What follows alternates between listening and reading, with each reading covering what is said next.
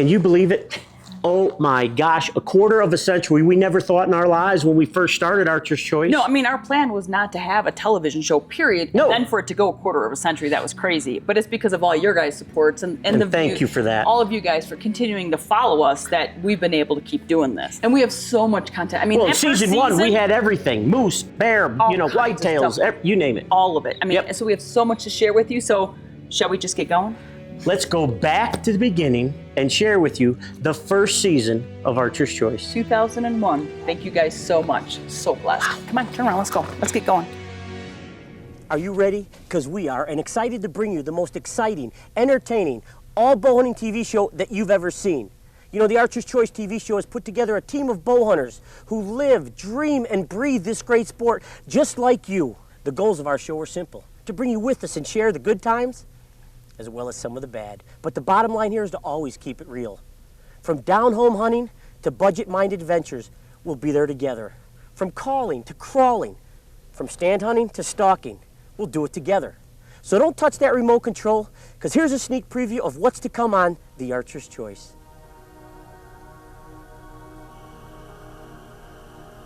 We know we're very fortunate to be able to travel all over pursuing game with our bows. It seems no matter where we end up, there's a common bond when you meet other bow hunters. Our passions, emotions, thrills, and disappointments are evident in all our expressions as we share a story around a camp. Nothing can give us this adrenaline rush than to be within throwing distance of a wild animal, knowing it could hear your heart beating 1,000,000 times a minute, and within seconds, it's over. Hunting, as is life, is an emotional roller coaster. We experience the highest of highs and the lowest of lows in just one release of the string. And that's what we're all about. All of us are on the ride of our lives, so hang on tight and let's all go for one heck of a ride.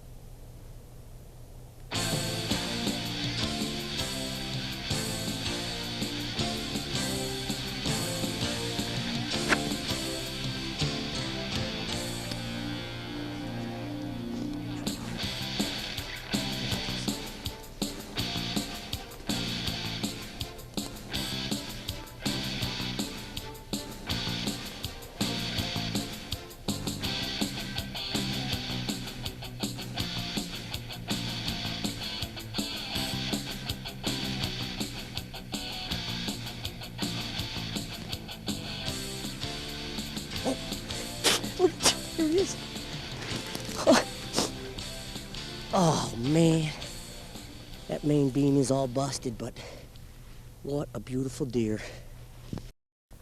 To me, there is no difference between being a woman in the outdoors and a man in the outdoors. Obviously, I'm not a man. I can't tell you what a man in the outdoors feels like. But to me, everyone says, you know, oh, you're a woman, you're in the outdoors. Tell me, you know, what's it feel like?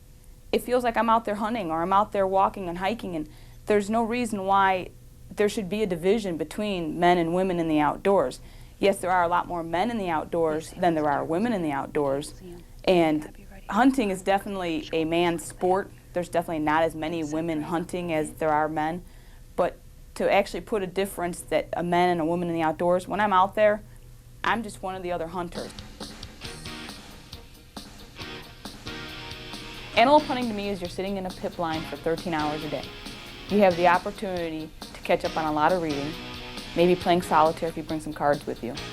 And you're waiting there and you're anticipating for that one antelope to hopefully come in and present you a shot.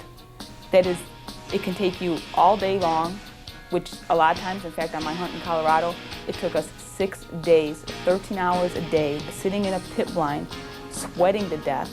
We had wet nights where the dew was on the grass, so the antelope weren't coming in until late in the afternoon. All of a sudden they do show up, and if you're not ready, you miss your opportunity and you look forward to another 13-hour day in a pit blind.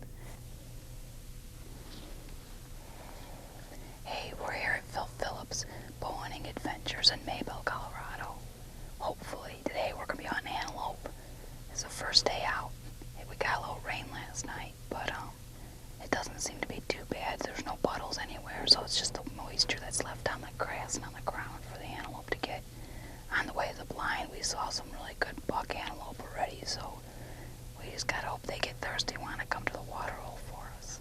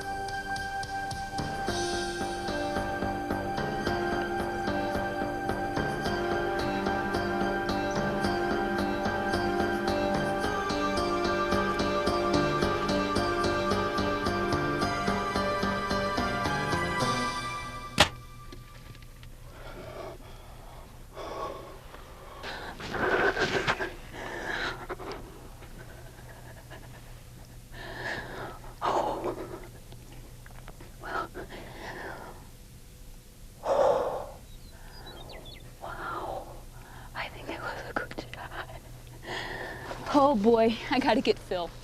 He's gonna be so happy to see that I actually shot something. Oh man, I think I started making him get a little bit of a complex. I wasn't gonna shoot anything.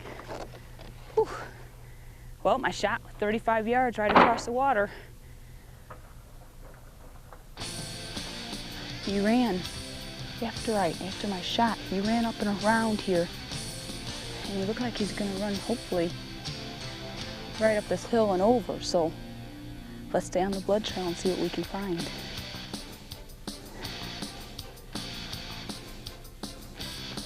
There's this track too.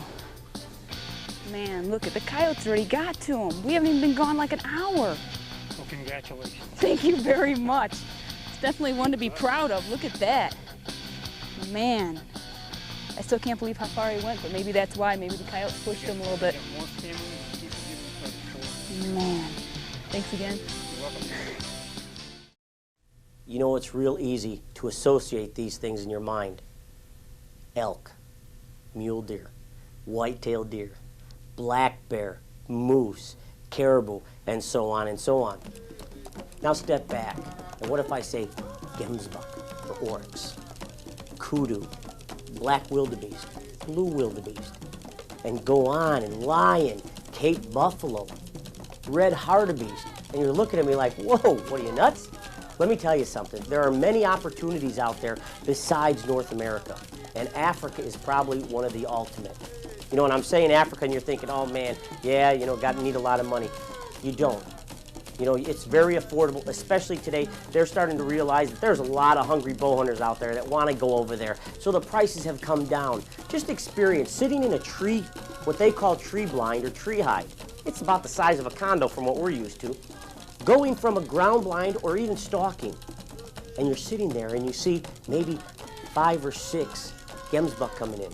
And then all of a sudden you see a string of eland, and then red hartebeest, and then blue wildebeest. You see ostrich, you see all these critters, and it's like, oh man, I've died and gone to heaven. This is it. It's a bow hunter's dream come true. And it's all affordable, and it's waiting for you. So when you have that opportunity, take it. You'll be happy you did. Well, we're at Mariagama. We're sort of in the flats, Jimmy, and we got the springbuck all hanging up right up in here. That's right. We got the wind in our favor. We're going to come up. What do we stay in a thicker cover? Yeah.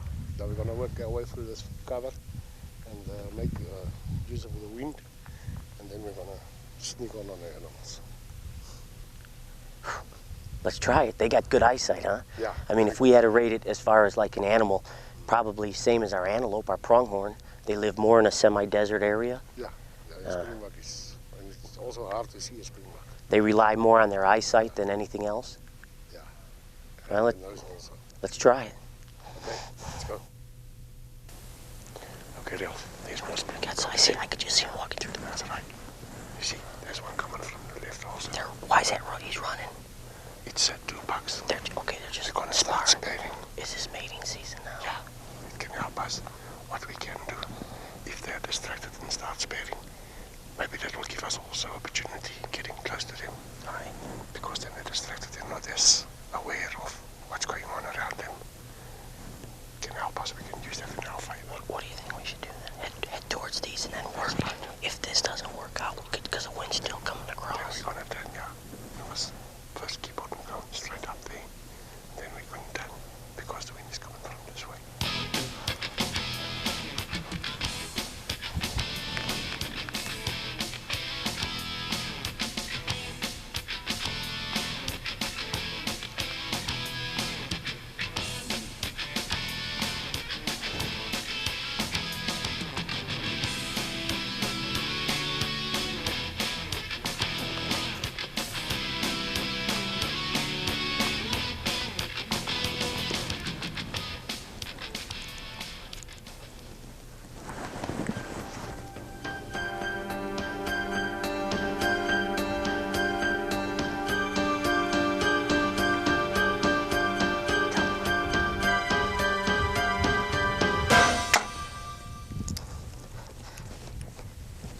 Got him.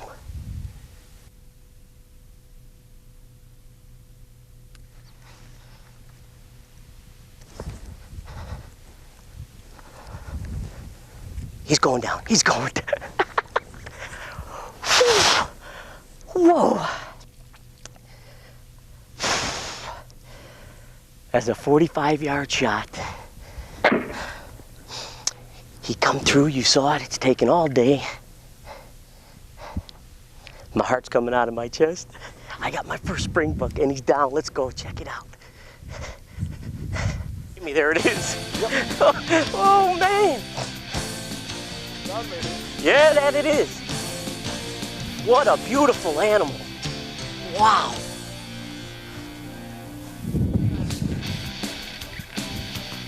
What a beautiful little animal. Thank you, Jimmy. Unbelievable.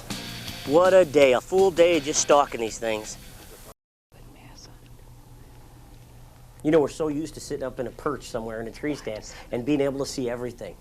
Well, let's talk about being eye to eye, ground level, stalking animals. I don't care if you're talking elk, deer, whatever.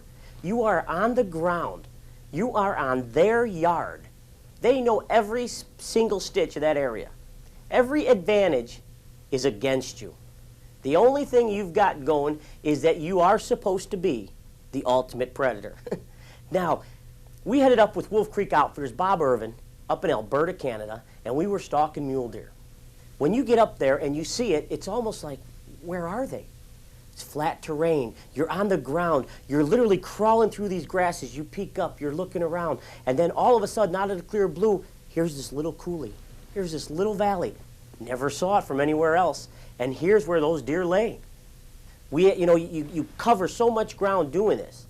And the big advantage is covering all that ground. You can come up over these little rises, glass. A lot more glassing than anything else. A lot of times people get caught up in, well, if I'm stalking or if I'm still hunting or whatever I'm doing going through this brush, I'm going to cover a lot of ground. Let me tell you, the best thing to do is let your optics and your eyes do more of the hunting than just trying to cover a lot of ground.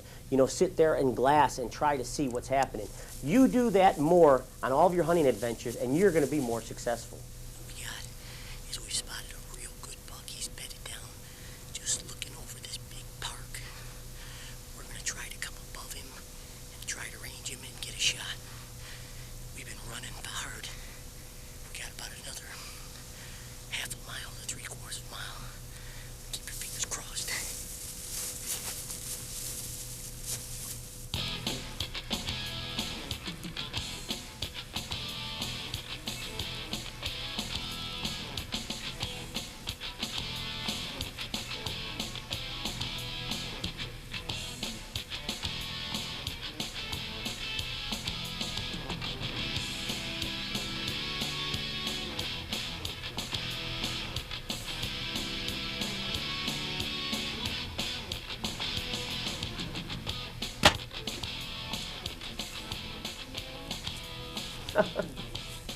Well, you know what they say.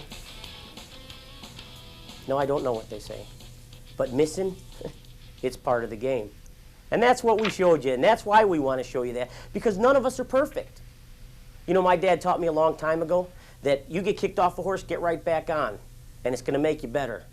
Folks, I'm here to tell you, we all miss. None of us are perfect. No one's a shooting machine, and you don't want to be. You shoot and miss, put it on a chalkboard because it's going to happen again. The more you experience anything like this, the better we all are.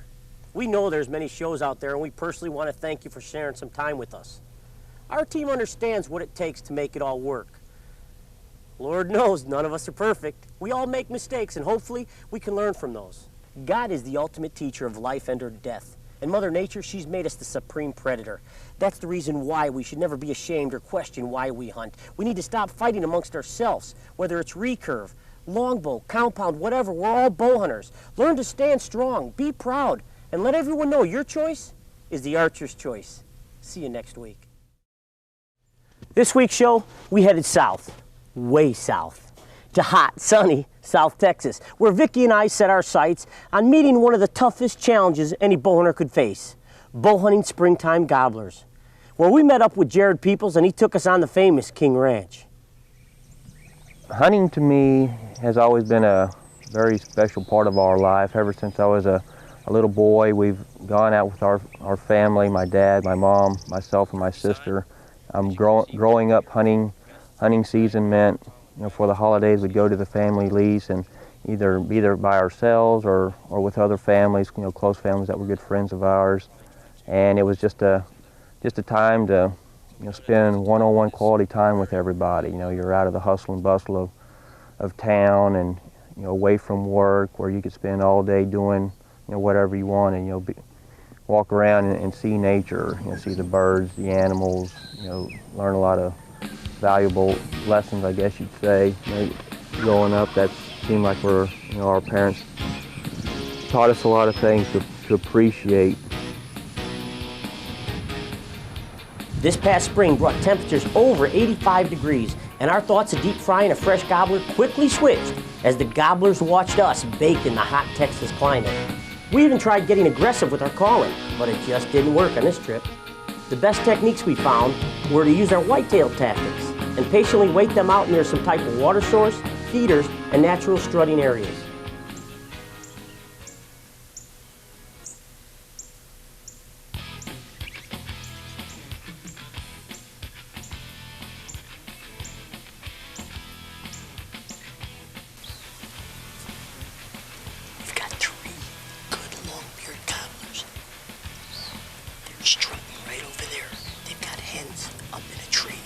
the hens going around there just struck.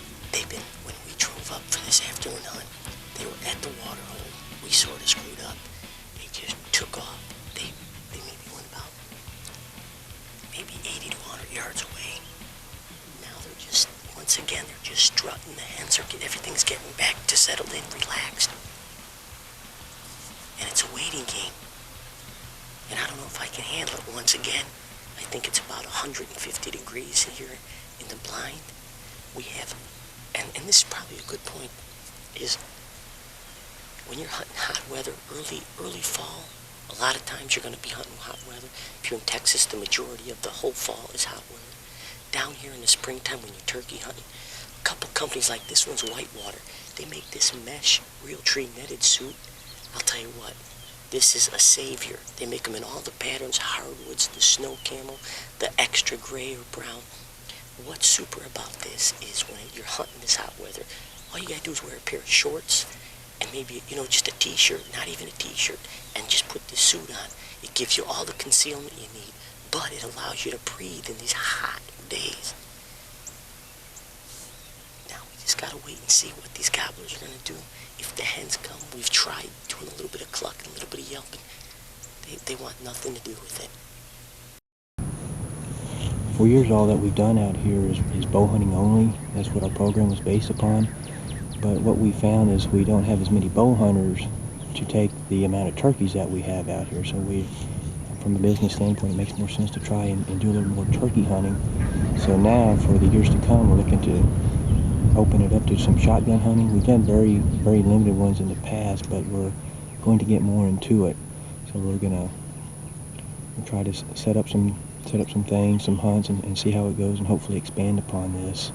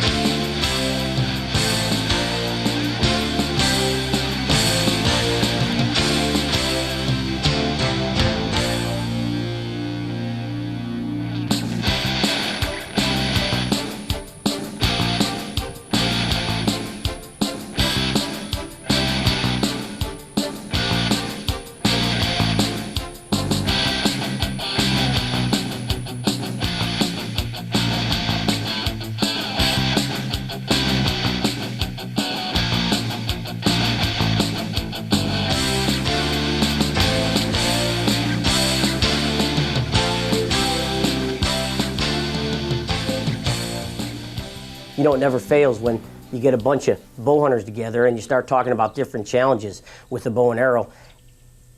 Almost every time it pops up, turkeys. And you talk about something so little. Now we've all met the challenges as far as, elk, moose, deer, bear. Even some of us have met the challenge of Cape buffalo and lying with the bow. Turkeys have the unique ability of destroying you. I don't know what it is. For years, we tried doing it without a blind, without any type of ground cover, and it's nearly impossible. I don't, fully decked out with Realtree, you can't see anything. All you see is, a little bit of the eyes. That's it. And it seems like you go to grab that bow, just go to move it a little bit, they catch some type of movement off the bow, whether it's the broadhead shining, whatever it is, boom.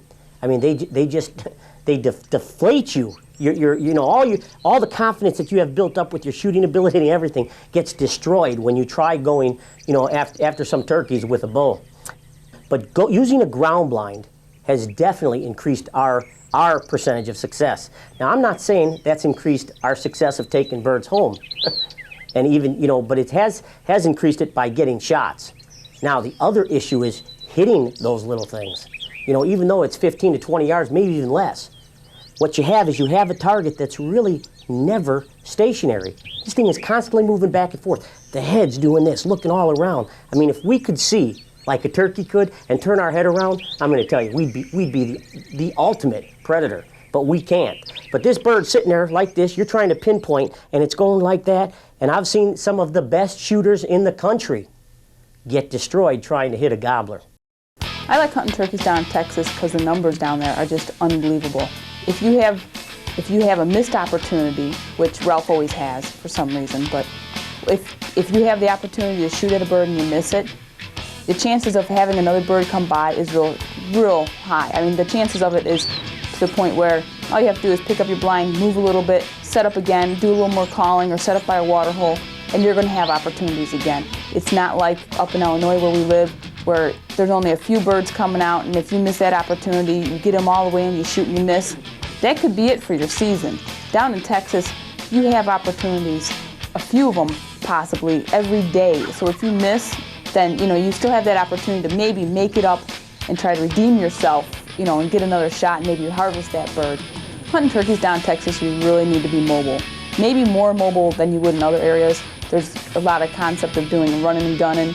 And then when you're down in Texas, you really need to be ready to do that. You can't just set up in one location and expect that those turkeys are going to come into your calling or your decoys. We ran into that situation. The turkeys were not coming into our calling and they were not coming into our decoys. So we needed to pack up that blind and head somewhere else. But we've realized what we're going to do is we set up between the roost and the water hole, figuring that when they got up in the morning, they get down, they're going to be thirsty. It was extremely hot while we were down there hunting. It was so hot, I mean, it was like 96, 97 degrees before noon, before 11 o'clock. So those birds are thirsty already. So what we did was we intercepted them as they were going from the roost to the water holes.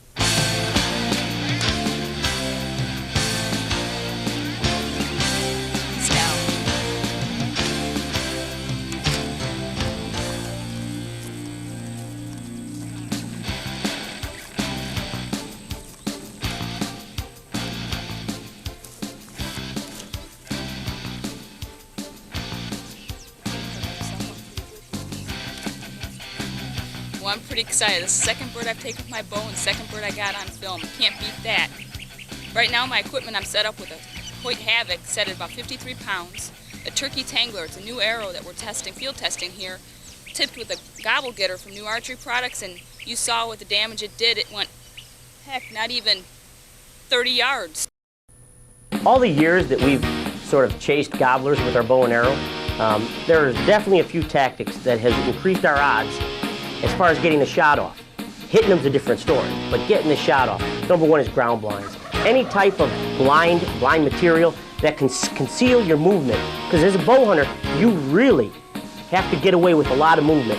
And these birds have that unique ability. Boy, they could almost see completely around. I mean, I wish we could, but you almost, at times, you think that bird has eyes in the back of its head. So using a blind is a major advantage. Number two is decoys.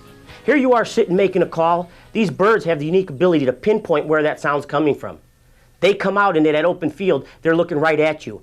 That decoy takes their attention away from your calling situation to the decoy.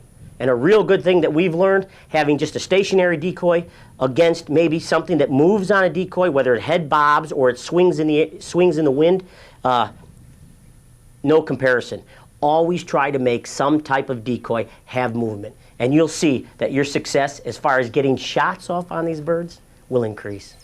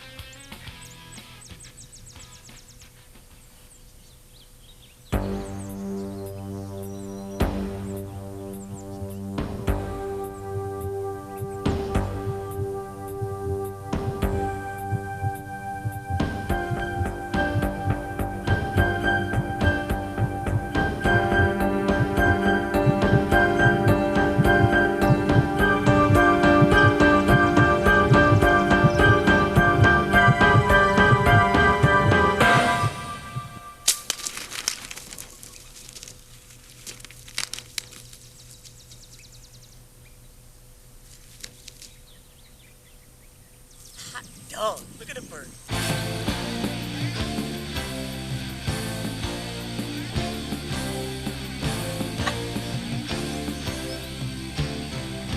Nice, man.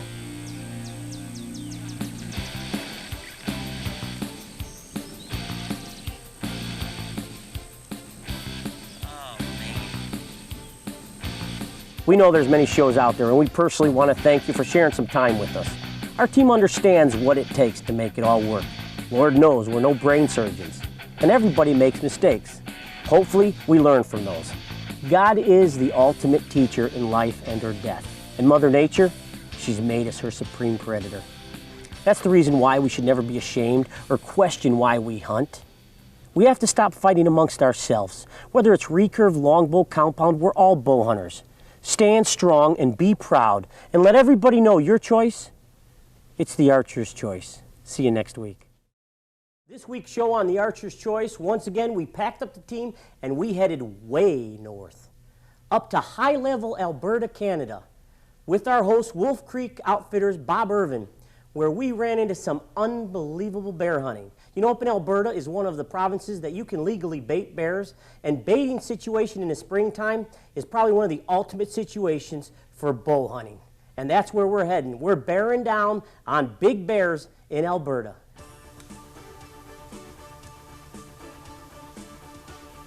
Here at Wolf Creek Outfitters, we run 125 bait sites that we've got established throughout the years. 75 of those bait sites we use every year. We keep mixing and matching them. As the years go by, we always resting in certain areas. We have 75 bait sites set up. Some are backcountry in serious areas where it's hard to get into. Other ones are set up in areas that are more accessible.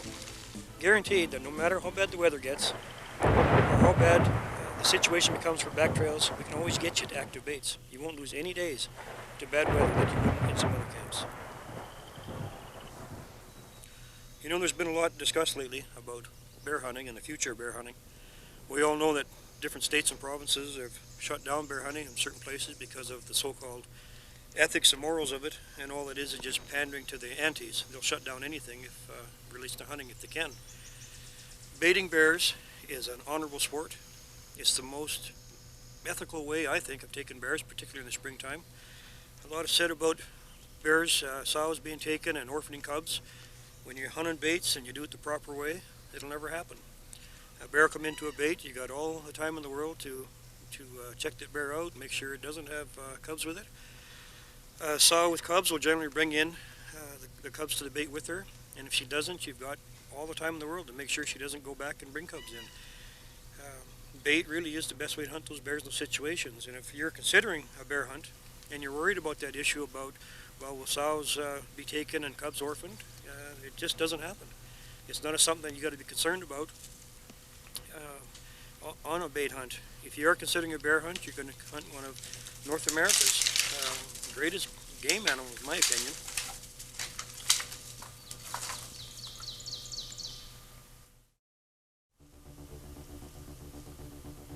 The most difficult big game animal to judge in the wild has to be the black bear.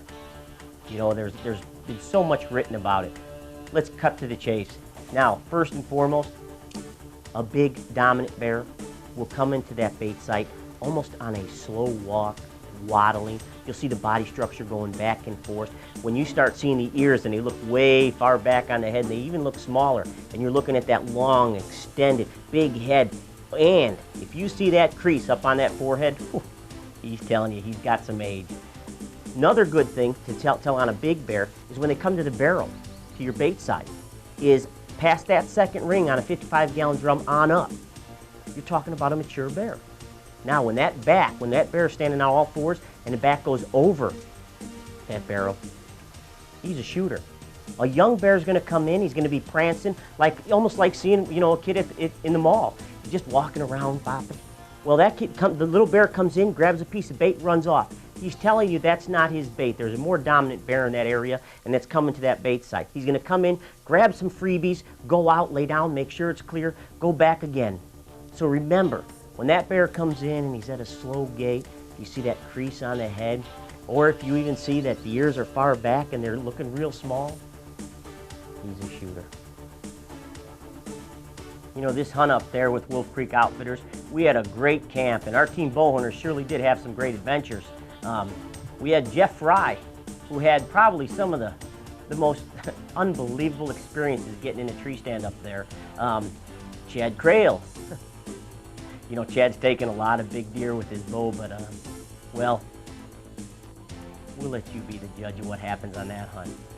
And then there's Vicki and myself, and as usual, Vicki outdid me, but I'm getting used to it. It's not bothering me as much. No.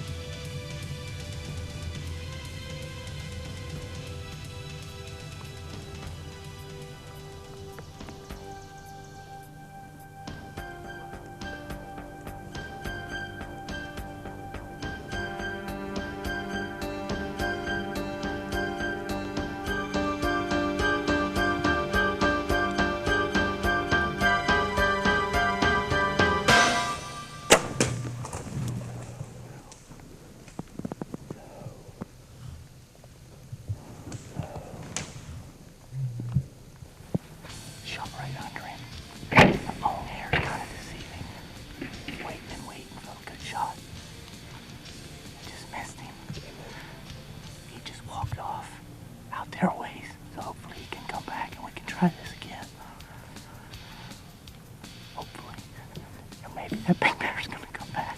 That was here last night. Oh, that's not good.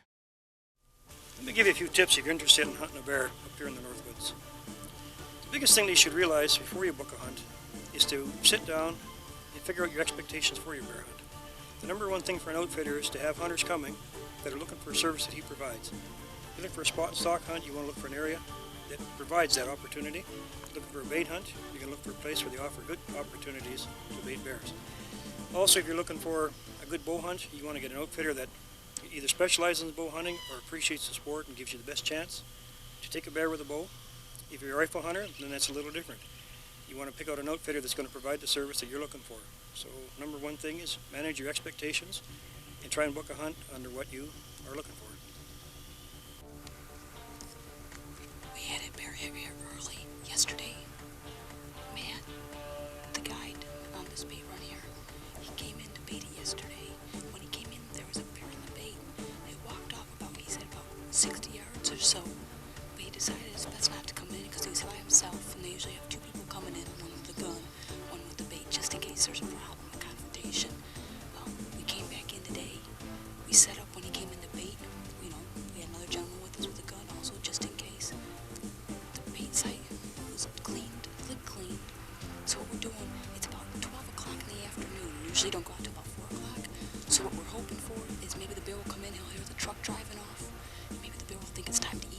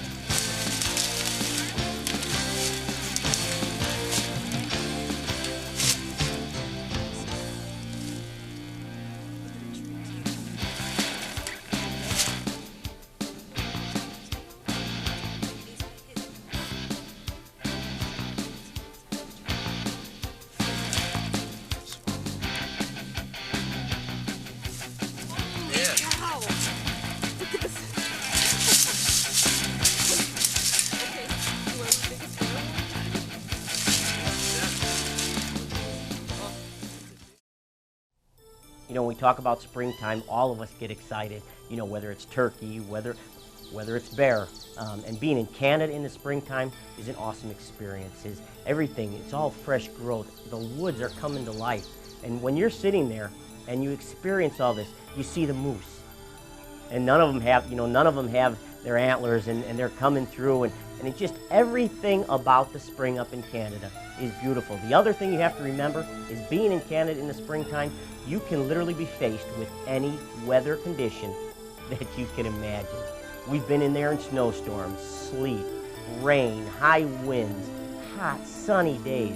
And it's amazing that in a short period of time, in that little short span of the springtime up in Canada, you can witness all of the seasons all in one.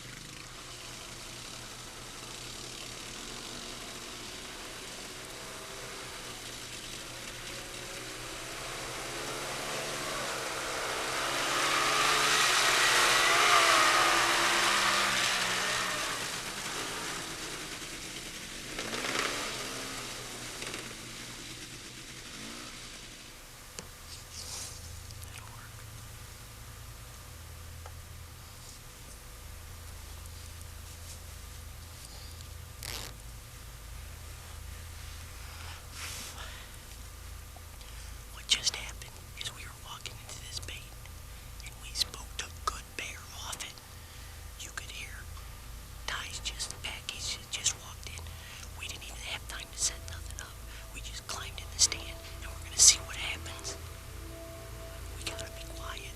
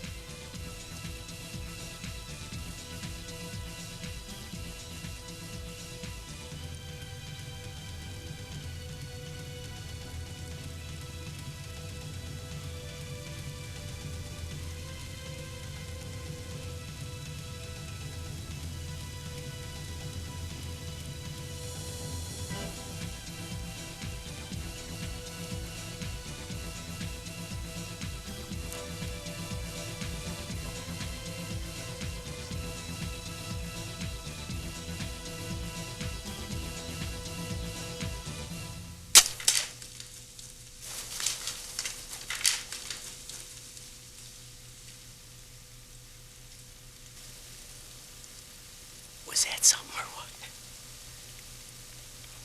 That bear come in. We didn't have much time to set up. We had spooked him off the bait, and all of a sudden, we got in the stand. Ty just made a bunch of noise. Ty just made a bunch of noise. It wasn't even 15 minutes. The bear came in. He's a nice, mature black bear. He came right in from our left-hand side. Came right to the bucket, got a little bit of the beaver. He presented a shot. He was standing broadside. I drew back. I'm shooting a Hoyt Havoc, set at 68 pounds. New archery products, Shockwave. 100 grain 3-blade with my Beeman ICS 340. It did the job.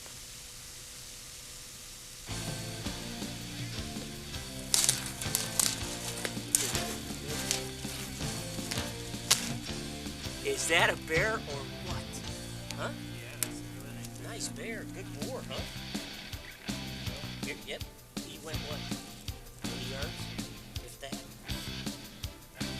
Oh man, Ty. Hey, we hope you enjoyed this week's show, and Bob, I want to thank you, buddy. No, I want to thank you. You've done Unbelievable. And if you're looking for the ultimate bear hunt up here in Alberta, there's only one man to call, and that's him. Hey, do us a favor. Remember, don't make any excuses for being a hunter. Be proud of it, and we'll see you next week. This week on the Archer's Choice, we packed up the team and headed on that big bird to one of our favorite stomping grounds, Africa. Nowhere else have we had so much opportunity of seeing game that we've only dreamed about. There's no antlers to measure, there's no tines to count. These animals have horns, and some of the biggest horns that you've ever seen.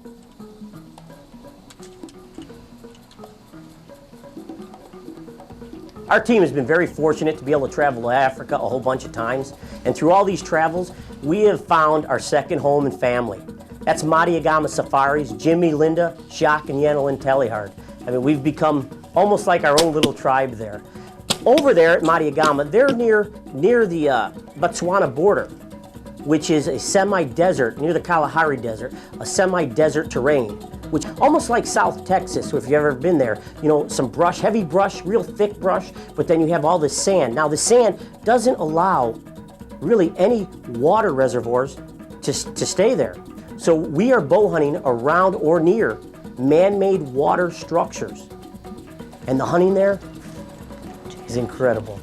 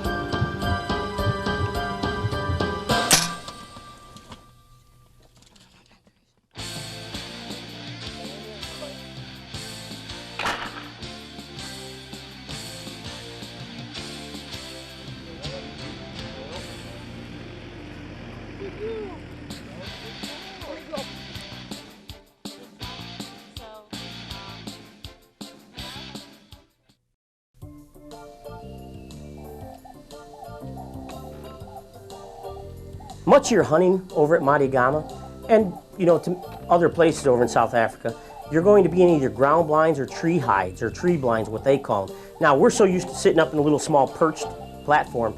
You're talking about a tree blind that could be anywhere from 6 to 8 foot in diameter. I mean, you could have 4 people up there comfortably. Same with many of the ground blinds or the pit blinds. When they do it, believe me, they do it right. And you want to make sure that you you talk to these people, wherever you're going, make sure they're bow hunters. A lot of the hunting that we deal with, especially, stand hunting, whether it's water, ground blinds or tree stands, 12 to 18 yards, that's your average shot. So don't think you have to go there and have to shoot, 40 or 50 yards. You have patience, which we all do as bow hunting, that's what makes us do it, is you can get a 12 to 18 yard shot on almost all these animals. You're sitting at a water hole, you have to wait patiently. Sometimes it takes a little longer, other times, right when you get in, things start to settle up, the heat starts coming up, in that daytime, and next thing you know is you have animals coming in constantly, and it could be unlimited numbers and unlimited species. It's nothing to see in one afternoon or one morning hunt. Gemsbuck, impala, red hartebeest, black wildebeest, blue wildebeest, blessbuck, eland, and the list goes on. I just can't remember them all right now, but the list goes on. And hunting them, remember this, the majority of these animals coming in are herd animals. Got a lot of eyes, a lot of nose, a lot of ears. So when you make those movements to come up with the bow or whatever you're doing, if you're sitting there ranging, even if you're doing some filming, you have to make sure that you're in sync with Mother Nature. And don't think just because you're in Africa that you see all these animals that you don't have to make the right movements at the right times. Because sure enough, one catches you, it's like a cloud of dust. They're all gone. Okay, me and Ralph came to this blind this morning. The wind was real strong. It was blowing in the wrong direction also. So we swapped blinds. We're in a different blind now. When we came in, they were here already, but we're waiting for them to come back. So hopefully we'll get the good one. The wind is in our favor. So let's see what happens.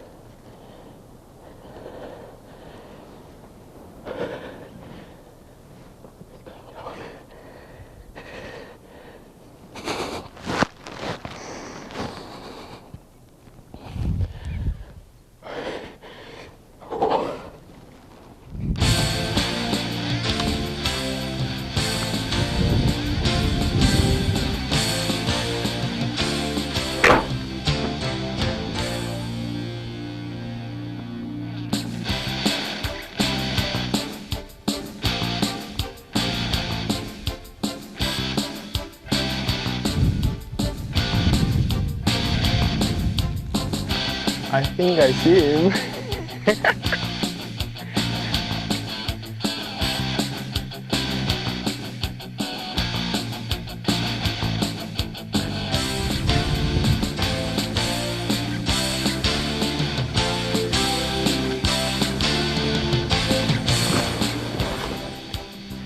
He's mine. To bow hunt down in Africa it's an unlimited experience. You can do so much down there. There are so many different species of game down there. And I'm not just talking like the big game, you know, where you're talking like gemsbuck or kudu or waterbuck or impala. They also have francolin, which are little grouse, little birds. I mean, you have warthogs, you have the big five if you have the, you know, the time, the money, and the power in your bows. There's just, the opportunities down there are so many that it doesn't, if you, for some reason, say your wind is wrong on one morning, that afternoon you go out there, you have herds of different animals coming into you all the time. There's always something going on, and you can see that there's like a hierarchy of the animals. The gemsbuck, if the gemsbuck are in, the impala don't come in. They don't like to come into the water hole when the gemsbuck are there. The gemsbuck pretty much run those water holes. You can just see like the levels of where the animals are on that food chain. Who's the roughest or who's the toughest animals out there? The kudu are really skittish. Zebra are skittish. Gosh, zebra are the hardest thing to get, I imagine. And if there's other animals in towards the water hole, a lot of times they won't come in. You'll see them out in the fringes. That's one of the really neat things about sitting in a blind, or if you get to sit in a tree stand out in Africa, and you bring good binoculars with you, you know, and you take them up and you look out, and you look out with your optics, and you're looking out in the blinds, and you see out all over the area, and you can just see. All of a sudden, you'll start spotting different animals. You know, you might just see a glimpse of a horn in the sunlight or something like that, and then you look, You take your binoculars and you look, and all of a sudden you realize it's a gemsbuck or it's a kudu. One night we were filming, Jody and I, and we were filming, and we had a giraffe come into the water hole. If you want to talk about an awesome experience, is have a giraffe come in and drink, getting down on his knees and drinking at the water hole right in front of you. It is just, these are animals that all of us, most of us, only see in the zoo. And to have the opportunity to go down there and actually see them face to face in the wild is just an experience of a lifetime.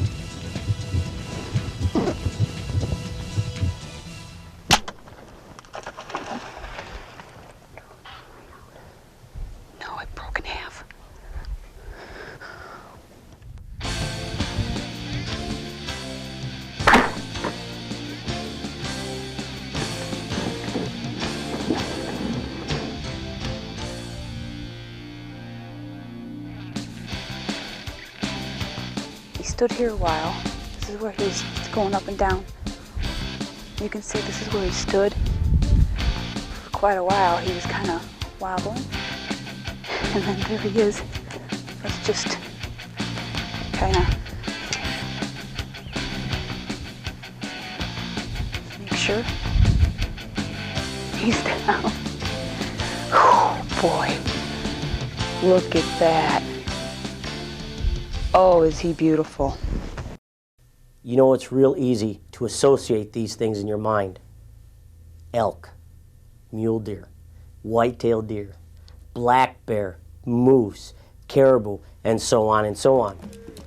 Now step back, and what if I say gemsbuck or oryx, kudu, black wildebeest, blue wildebeest, and go on, and lion, Cape buffalo, red hartebeest, and you're looking at me like, whoa, what are you, nuts? Let me tell you something. There are many opportunities out there besides North America, and Africa is probably one of the ultimate. You know, when I'm saying Africa and you're thinking, oh man, yeah, you know, need a lot of money. You don't. You know, it's very affordable, especially today. They're starting to realize that there's a lot of hungry bow hunters out there that want to go over there. So the prices have come down. Just experience sitting in a tree, what they call tree blind or tree hide. It's about the size of a condo from what we're used to. Going from a ground blind or even stalking, and you're sitting there and you see maybe 5 or 6 gemsbuck coming in. And then all of a sudden you see a string of eland, and then red hartebeest, and then blue wildebeest. You see ostrich, you see all these critters, and it's like, oh man, I've died and gone to heaven. This is it. It's a bow hunter's dream come true. And it's all affordable, and it's waiting for you. So when you have that opportunity, take it. You'll be happy you did. Well, we're at Mariagama. We're sort of in the flats, Jimmy, and we got the springbuck all hanging up right up in here. That's right. We got the wind in our favor. We're going to come up. What are we going to stay in a thicker cover? Yeah, we're going to work our way through this cover and make use of the wind, and then we're going to sneak on the animals. Let's try it. They got good eyesight, huh? Yeah. I mean, if we had to rate it as far as like an animal, probably same as our antelope, our pronghorn. They live more in a semi-desert area. Yeah, springbuck is, and it's also hard to see a springbuck. They rely more on their eyesight than anything else. Yeah. Well, let's try it. Okay, let's go. Okay, Ralph, there's one springbuck. God, so I could just see him walking through the woods. That's all right. See, there's one coming from the left also. Why is that he's running? It's 2 bucks. They're just going to start mating. Is this mating season? help us. What we can do, if they're distracted and start sparing, maybe that will give us also opportunity getting close to them. Aye. Because then they're distracted and not as aware of what's going on around them. Can help us, we can use that in our favor. What do you think we should do then? Head towards these and then work. If this doesn't work out, because the wind's still coming across. Yeah, we're gonna turn, yeah. Let's first keep on going straight up there. Then we're going to turn because the wind is coming from this way.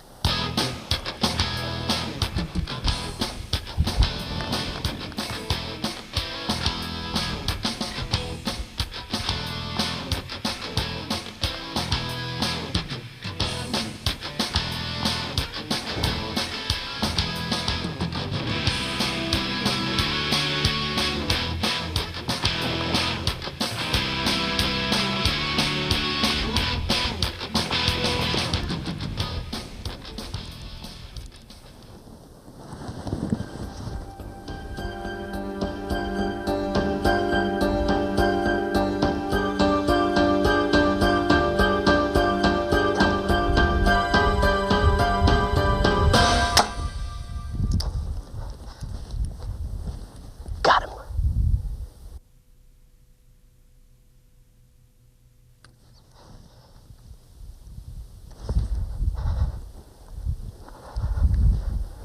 He's going down. He's going down. Whoa. That's a 45-yard shot. He come through, you saw it, it's taken all day. My heart's coming out of my chest. I got my first spring buck and he's down. Let's go check it out. Give me, there it is. Oh man. Yeah, that it is. What a beautiful animal. Wow.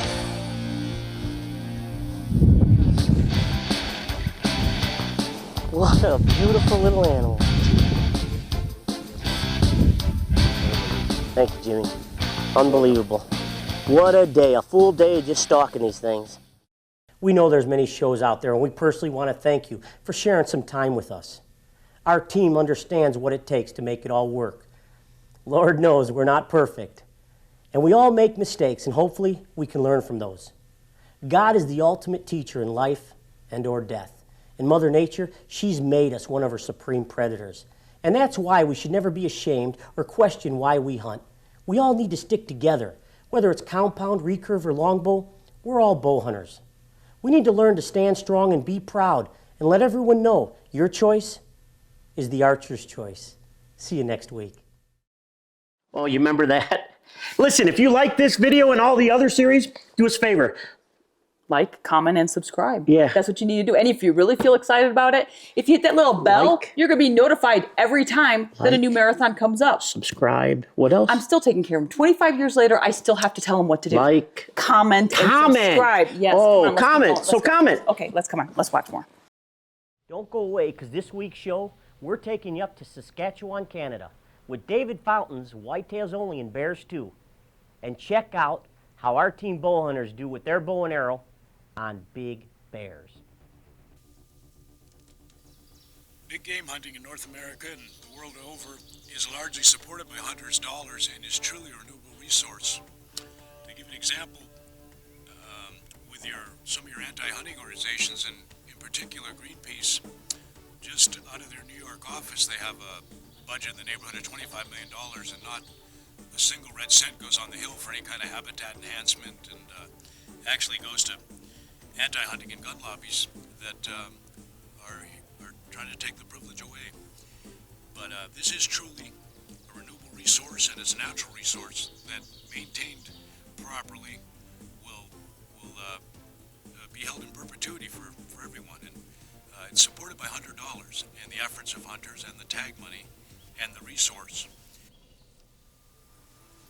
Saskatchewan, as well as Alberta and most of the Canadian provinces, are definitely known for some tremendous whitetail deer, but don't cut short the bear hunting. With David Fountain, we've been very fortunate to have some great opportunities at some color phases of some of the black bears. And hunting up there we are not into really remote, desolate areas like we've dealt with some of the other like in Alberta, for example. We're in more of an area that has some population. The bear population is tremendous. The activity is unbelievable. And it's bear hunting at its finest. Too many times we get caught up in wanting to just rush. We have to go on a hunt. We have to shoot something. And you lose what this is all about. Next time you ever think about, or when you do go bear hunting, get into the whole thing. Put little timers out on the bait you're not hunting. Try to figure them out. Add stuff to the bait. Put out some sweet stuff. See what works and see sometimes what doesn't. But most of all, enjoy the whole adventure. You know, it's a lot of fun getting back to some of these very remote bait sites. It may take a little bit longer, but it's awesome. You know, there's times you could be sitting in camp and a lot of the guys come bear hunting and, you know, you're really not hunting till like late afternoon. Well, the thing here is go out early. Check out the other baits. Sometimes, just like deer hunting, you know, we walk into an area and we go, I got the feeling, I like this spot. Go with your first intuition, because believe it or not, it works. When you're sitting in that stand bear hunting and you're waiting and that anticipation level's raising higher and higher and you're thinking, okay, that black bear has got to show up here really shortly. I know he's gonna, and he's gonna make noise because it's a big creature. Well, black bears, they come in very quiet and you never hear them, and all of a sudden they just pop up.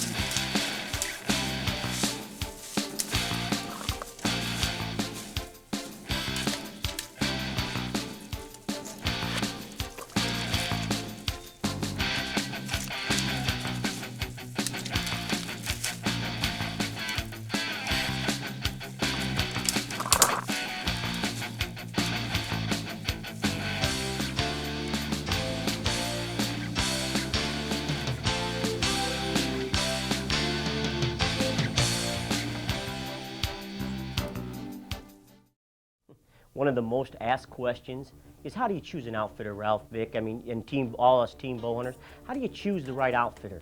Probably a few of the most basic guidelines that we use. Number one is talk to him, find out if he's a bow hunter. And it's real simple. Ask him a couple questions about equipment. Find out, hey, how many foot-pounds of energy are you shooting? Using 4-inch, 5-inch fletching, using vanes, feathers, some simple things like that that any archer should really know. If they can't give you a straight answer, guess what? they may not be a bow hunter. So that's already telling you that you might be dealing with somebody that really doesn't know how to set up a bow hunter's hunt. And that could cost you in a big way when you get up there. Number two, get references from that outfitter. Now, not references only that were successful, but talk to them. Tell them you want people that weren't successful. Talk to a whole gamut of different people. Find out what, even the ones that weren't successful, what they thought of the hunt. You know, too many times we get caught up, if we didn't shoot an animal on a hunt, the outfitter didn't do his job. Well, that ain't true. The bottom line here is realizing that the outfitter can only do so much. It's also up to us. If that outfitter does everything they say they were gonna, if that outfit, especially bear hunting, you go into a bait site and there's a distinct trail going into that bait, you know for a fact that that guide or one of his guides or that outfitter has continuously baited that area because there's a trail going in telling you that they've been there on a daily routine, maybe every other day, but there's a distinct trail going in there. When you get to the bait site, it's not just a sack hanging with a piece of wire that's all rusted. Catch that, it's all rusted because that's telling you they threw a bag up here, they set it up, and nothing's really going to come in. The bottom line here is doing research, talking to references, talking to people that have been on the hunt that are and have not been successful, and get to know the outfitter prior to getting up there. If you form a relationship with that person, you're going to see that they're going to be straightforward with you and they're going to tell you the facts.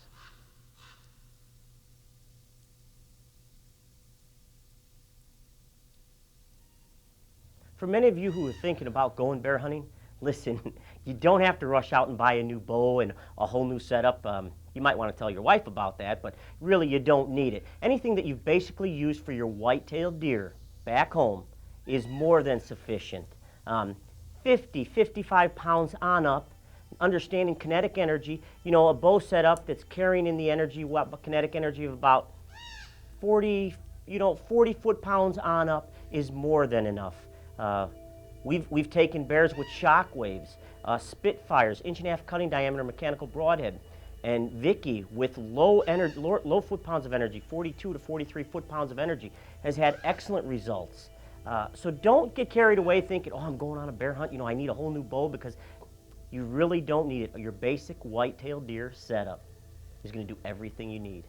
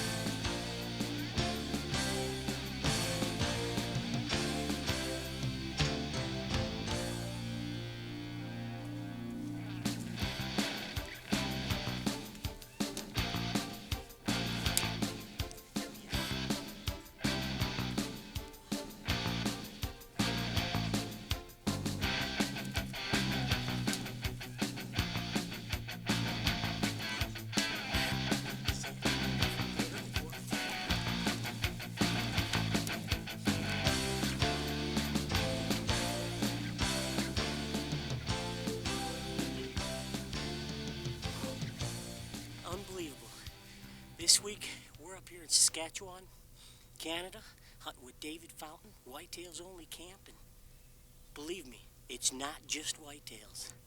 Whew. Once again, we know there's many shows out there, and we personally want to thank you for sharing some time with us. Our team understands what it takes to make it all work. Lord knows we're no brain surgeons and none of us are perfect. We all make mistakes and hopefully we can learn from those. God is the ultimate teacher of life and or death. And Mother Nature, she's made us one of her supreme predators. That's the reason why we should never be ashamed or question why we hunt. We all need to stop fighting amongst ourselves. Whether it's compound, recurve, or longbow, we are all bow hunters. So please, stand strong, be proud, and let everyone know your choice is the archer's choice. See you next week. This week on the Archer's Choice, we packed up the team and headed due south, way south, to southern New Mexico, where we met up with Marvin Sanford. And once again, we prove that affordable drop camps do work. Marvin Sanford has lived in Mayhill his whole life. He's raised his family there, and he's chased elk and deer in the southern range of New Mexico for as long as he could remember. He knows where the elk are on any given season. He hangs with them year-round. The terrain down there is filled with pines and draws that belly down to create little water holes that act as magnets in this dry, warm climate. He sets up these drop camps that allow many of us to afford to hunt one of the best states for elk, New Mexico. We're hunting national forest, and you better believe you can do this on a budget. When we're in elk country, you feel so minute. The country's so big, at times so unforgiving. There's areas you can see for miles. Then, enter a dark timber draw, and you can't see 30 feet in front of you. You could be crawling through some of the thickest cover, saying to yourself, there's no way one of those bull elk could make it through this mess. And all of a sudden, there's some sign he's been there. Could be a rub that stretches over 7 foot tall, or a wallow that's drenched with the odor of a rutting bull. No matter what it is, the country, the animal, the weather, the mental and physical demands put on yourself, nothing can top the adrenaline rush that vibrates through our souls when we're in elk country.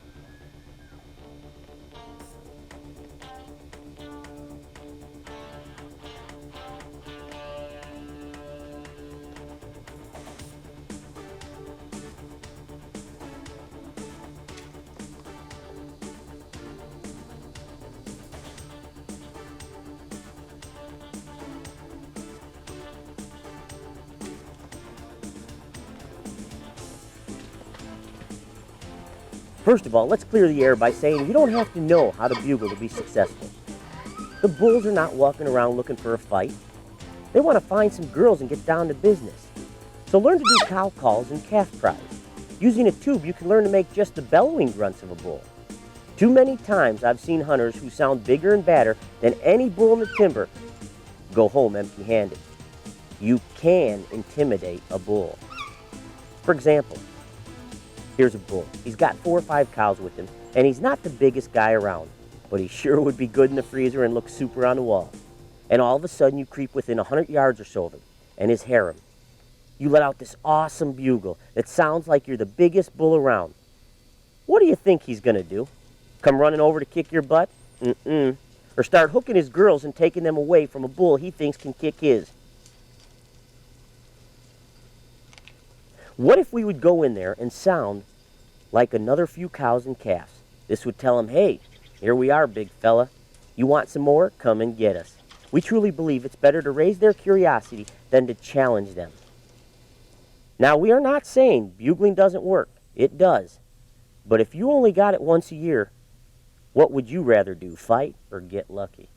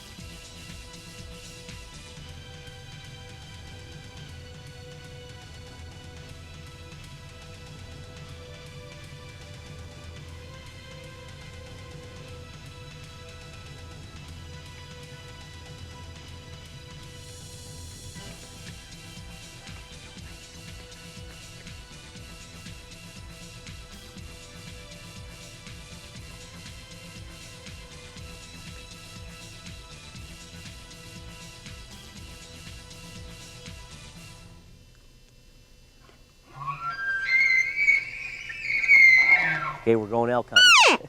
Doesn't mean you have to rush out there and buy a whole new bow setup.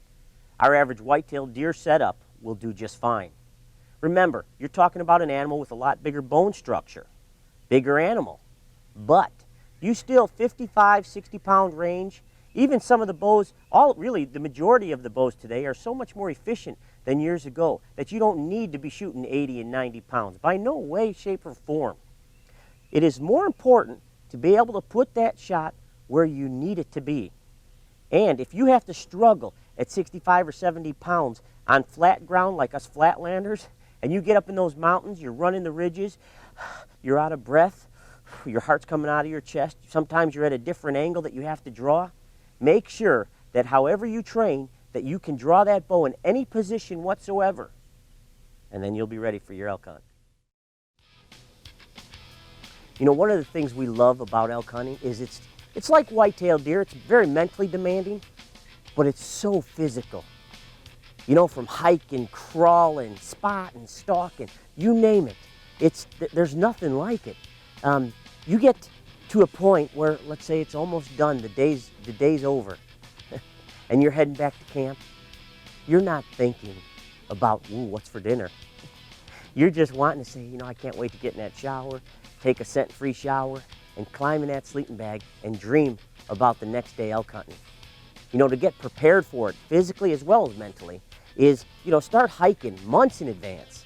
You could do jogging, ride a bike, climb up and down hills, put a pack on and actually hike it with a pack anywhere from 30 to 60 to 75 pounds. This way it's going to strengthen your knees, it's going to strengthen your lower back, your hips are going to take a lot of pounding. And it sounds like it's crazy and it's a lot of work, but let me tell you something.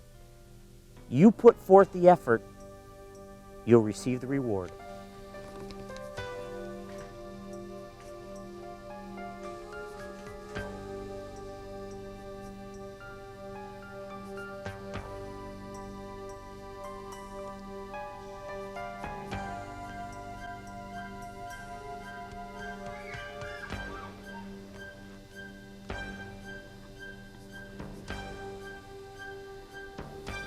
Team bowhunter Jeff Fry has bow hunted and shot at bows for as long as he can remember.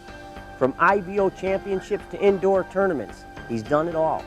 And when he's not doing that, you can believe that he's setting up hunts for eager bow hunters that want to go anywhere around the world. So missing, not part of his game. Yeah, right. Remember, missing is part of everyone's game. No one's perfect, none of us are a shooting machine, and we all miss.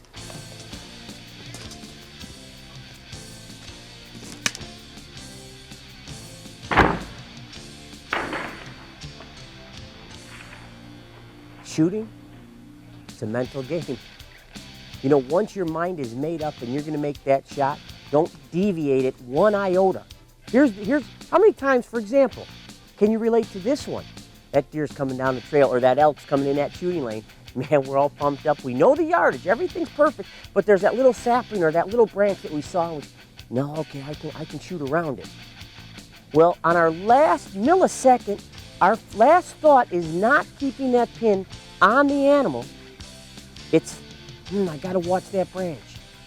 And you know what ends up happening?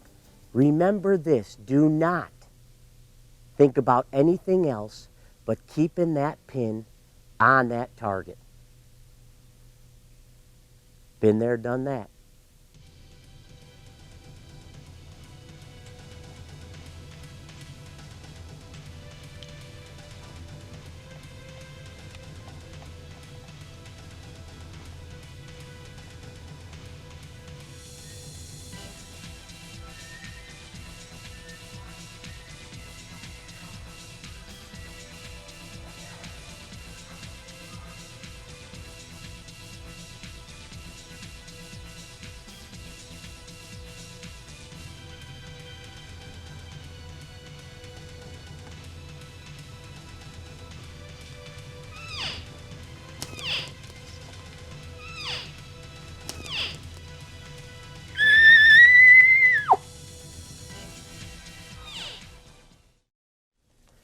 Adrenaline.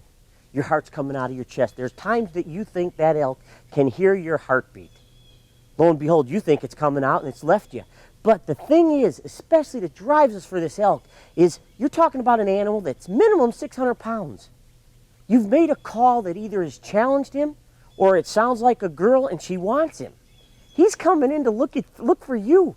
You're sitting there with just a stick and a string in your heart. You're like, whoa, it's an awesome experience. And the only way to prepare yourself for this is to do it. I mean, we can tell you all about the feelings, the emotions, the excitement. And the bottom line here is you have to experience it for yourself. There is absolutely nothing like it. You know, we can compare it somewhat to a little bit of turkey hunting. Picture this. You're sitting in your favorite little patch of woods. All of a sudden you,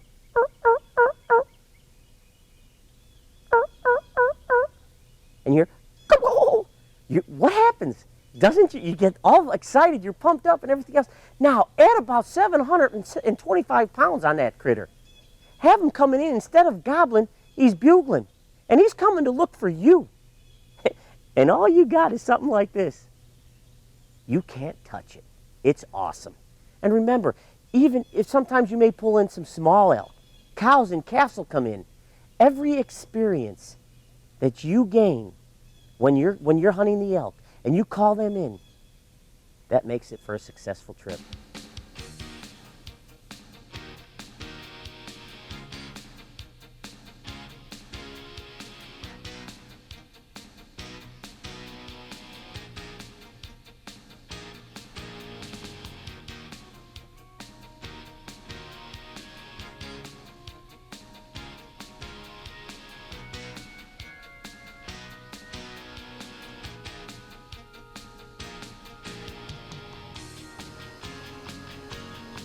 We got that bull, he's sounds like he's just grunting down there. He come off his bed. Marvin had a setup here. We got a great wallowing situation. But you can hear him down.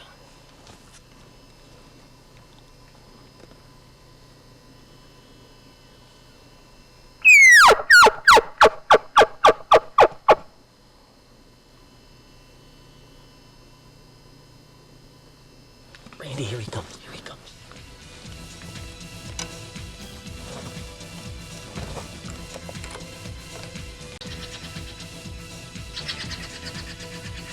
He's coming fast.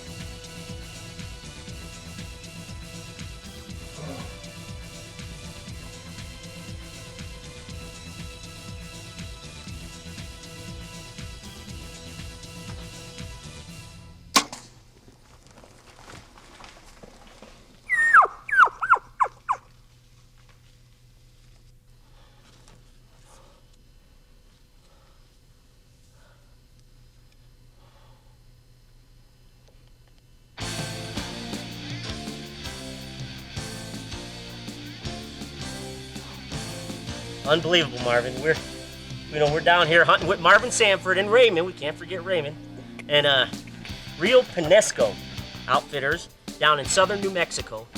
And I'm going to tell you, I've been all across North America chasing elk. I have never, in all my days, seen as many bulls as we have here. And you and your brother, you know the elk. It's incredible to cover as much country as we do by you guys saying, no, we're not going there, we're not going there. And it all looks good. But you get them, you put us right on them every time. Either you get there, they're calling, or you see them and, am I coming back? If you'll have me, I'm coming back. Unbelievable. Thanks, partner. Yeah, they got bigger ones than this. I don't care. We know there are many shows out there, and we all personally want to thank you for sharing some time with us. Our team understands what it takes to make it all work. Lord knows we're no brain surgeons, and none of us are perfect. We all make mistakes, and hopefully we can learn from those. God is the ultimate teacher of life and or death. And Mother Nature, she's made us one of her supreme predators. That's the reason why we should never be ashamed or question why we hunt. We need to stop fighting amongst ourselves. Whether it's compound, recurve, or longbow, we are all bow hunters. Learn to stand strong, be proud, and let everyone know your choice is the archer's choice. See you next week. The valley looked like you took it right out of the moose manual. Here it was, a small, thick, alder-infested, swampy channel connecting the long ridge of black spruce. We silently paddled in, trying not to strike the paddle against the aluminum canoe. Fern whispered to me, "We'll bring the canoe in sideways into the bank." There's something about skimming across the Canadian water surface at pink light, loaded with your bow and camoed up head to toe, knowing this just might be the day you're face to face with the largest deer species on this planet, the moose. Hi, I'm Ralph Cianciarulo, and you don't want to miss this week's show, for we packed up our team and we headed due north to just out of Antelope in Ontario, where our host, Fern Duquette of Cashbowie Outpost, proved to us once more that you can bow hunt moose on a budget. So whatever you're doing, drop it. Sit down, relax, because we want to share with you the ultimate adventure that all of us can afford to do. And at the same time, we are breaking out my idea of our homemade secret weapon that brings those bulls in up close and very personal. You know, there's been a lot of frost up in Canada. The animals are moving, and it's typical early fall. It's the rut. And normally, like on any rutting situation, whether it's white-tailed deer, elk, even moose, a lot of times we'll call in these animals using artificial calls. Some guys can even use their voice. The problem is they come out of these thick covers and they hold up because they just don't see anything. Well, a lot of times with white-tailed deer, we put out a decoy and it works. Same with the turkey. You put that decoy out, it brings that gobbler right in. I got a brainstorm of an idea. We're going to try building a life-size cow moose decoy. We're going to make it out of cardboard. We went to a fabric store, we bought some fake fur or hair, or whatever you want to call it, and we're going to apply it on here using a spray adhesive, and we're going to make it so it folds. So now when we do the calls, hopefully the bull's receptive. He starts coming in. Instead of him holding up in those alders or that thick cover, he's possibly going to see this decoy and say, "Hey, there's a woman." He comes in closer and we get a shot. But who knows? We'll see. If it works, you'll see. If it doesn't, we just wasted a bunch of time.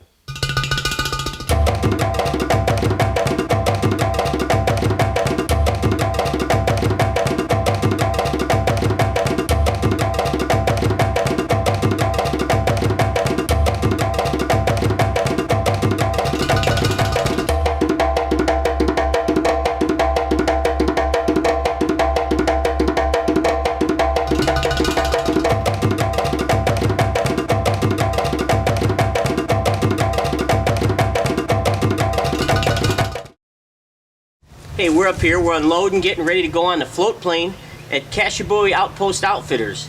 Believe it or not, we're up here in northern Ontario, Canada, and you can actually come up here bow hunting or gun hunting for moose for a lot less than going on a trophy elk hunt. That's right, I'm telling you, you can come up to Canada, have probably have just as good or even better success coming up here moose hunting than most of the states you have elk hunting. And we're up here, it's prime autumn time, the bulls are rutting, the weather just finally broke. And we're gonna try our luck at calling in a big bull. Well. Wait, buddy, you might as well take all the boots, huh? Best thing is tie them all together, like this, shot, so you don't lose them.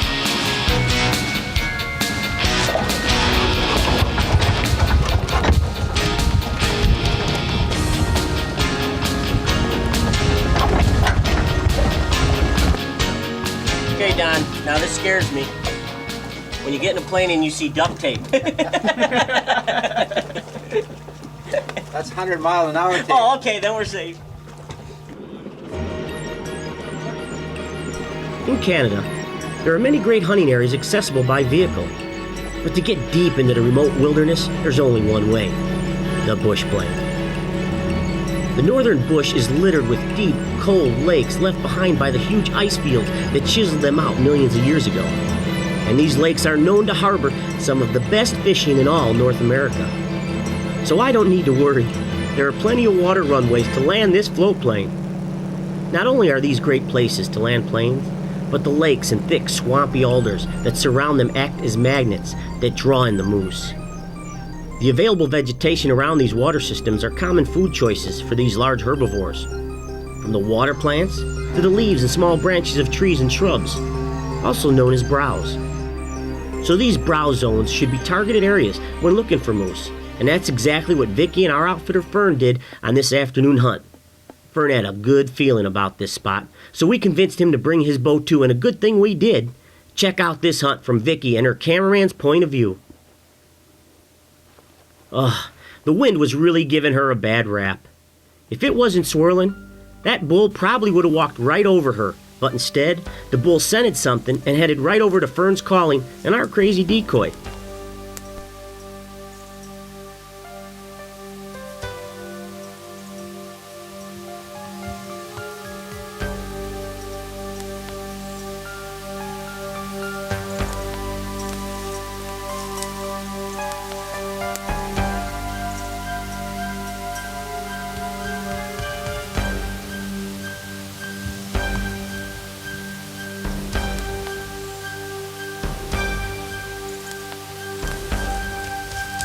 Now, if you look close, you can see Fern moving in the bush to get a clear shot.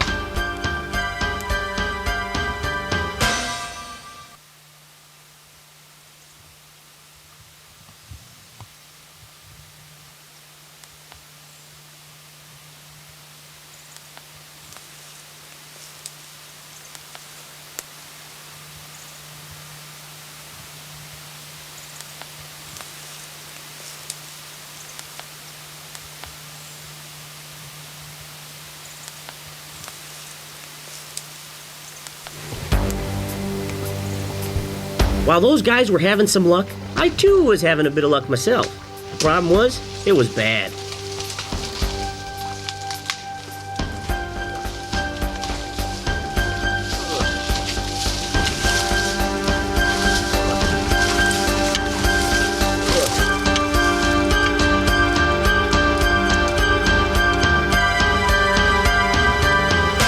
These thick alder swamps might not be any trouble for our four-legged friends, but for this vertically challenged bow hunter, it's definitely become a problem, especially when you can't see over the brush for a clear shot. Ralph and his guide have called in this magnificent bull to within 10 short yards, an easy bow shot, but just one small problem. Not one clear shooting lane through this thick brush. Hey Ralph, what's that old saying? So close yet so far away. Can you imagine being that close, and I mean that close? The bull, you hear him coming in, you're not really sure because of the echoing of all the dark timber, you don't know where he is, and you hear you hear branches breaking. You think it's a bulldozer coming in. You're sitting there, we're trying to manipulate. We know the wind's in our favor at this time, and we're like, where is he? Next thing you realize, he is literally down in this creek bed, and he's coming up closer and closer. When does he stop? Well, lo and behold, he finally stops. In the frame, you can just see how close he really is. He's less than 10 yards away, and all you could see is when he moves, you could see part of his snout, his muzzle, and part of the horn in the frame. I mean, he was that close, and we couldn't get a shot due to the thickness, the alders, and everything. If we were positioned probably a little farther back, he would have kept walking right up over us. And that would have been a little too close and personal for me. Looks like the score is Moose 1 and our team 0. But don't lose hope. Vicki is on the prowl, and her and Fern have located an area with plenty of moose sign, where the day before they had a couple responses to the calling. During the rut, the cow moose lets out a bellowing cry that sounds like... This call is imitated by using your vocal cords and closing off your nose to give a more nasal effect. You've probably seen the old white birch bark calls used by many a seasoned veteran. Although you really don't need birch bark, you do need some type of funnel that allows your call to be carried out further. But we have to admit, the birch bark call, it puts you in the mood.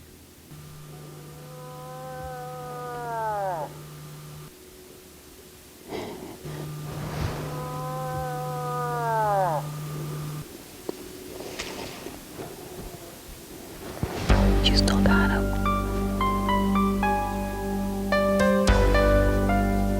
I see that. Actually, he's got his brows.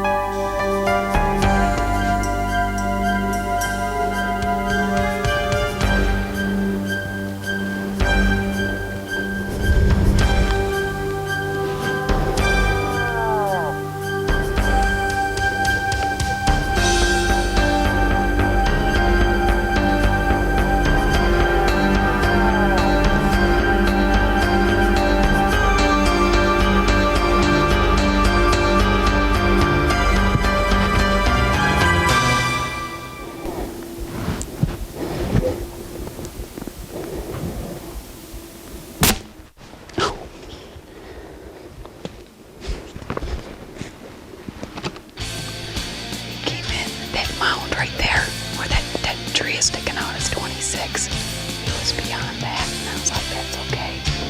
But he must have been a little bit further than I thought he was. Oh, Vicki. My arrow. I'm not going there. That bull was less than 30 yards away, broadside, and well, you missed. That thing was as big as a barn.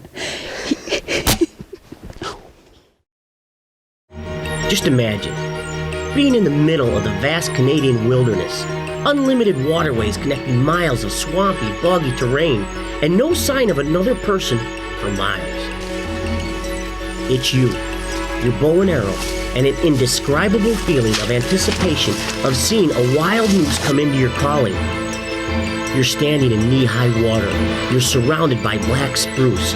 Above you can hear the geese flying south. And all of a sudden, way out in the distance, across the swampy bog, you hear him. And there he comes. 60, 50, 40, 30, an easy shot. But Vic, you missed. Oh well, it's up to me. I know I can get close. I just need one to stand in the clear for a shot.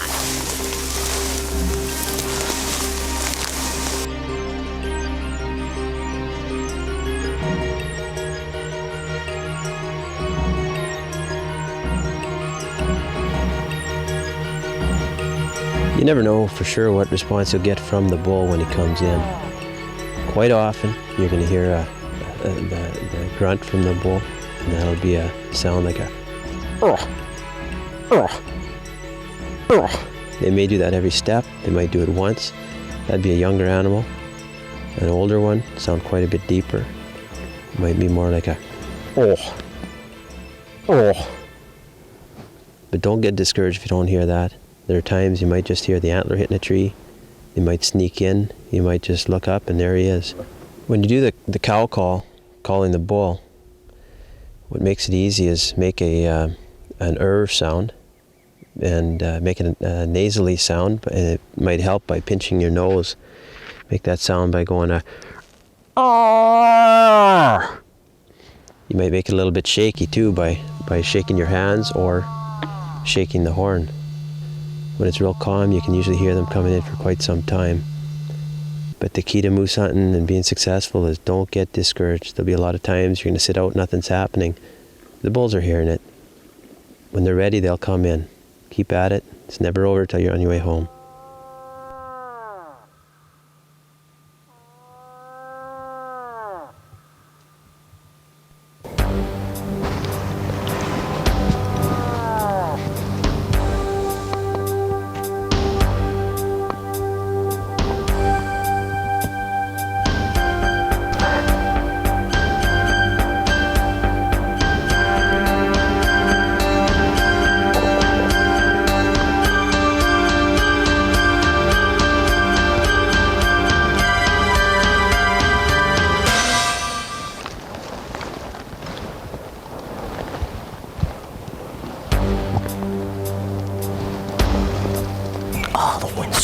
He's got us. He's gonna win us.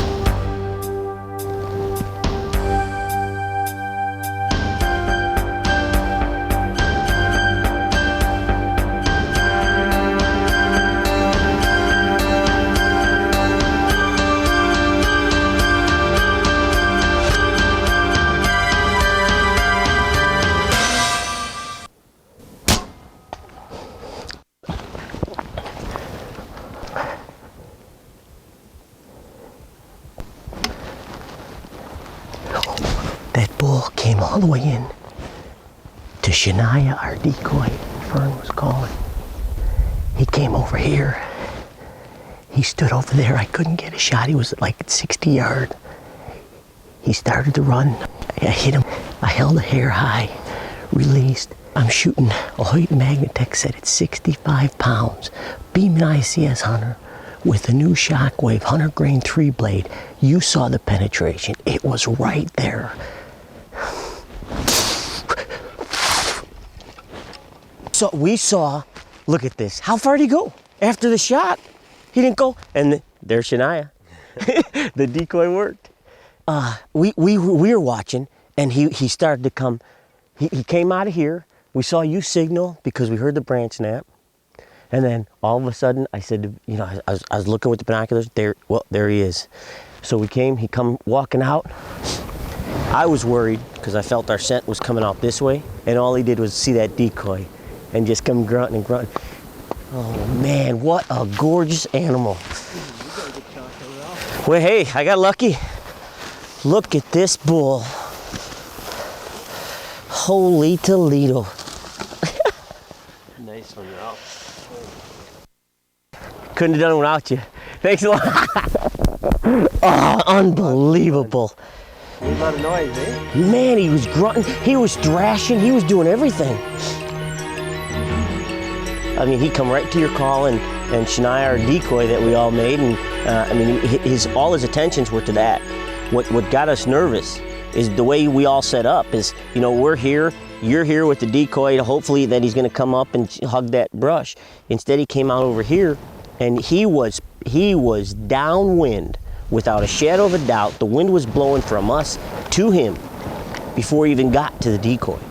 And then for him to just come up, and I had those little shooting windows, and he just stood there, and thanks to you, you know, saying, hey, go over by Ralph, go over there. And Ralph did it. Hey, we both did it.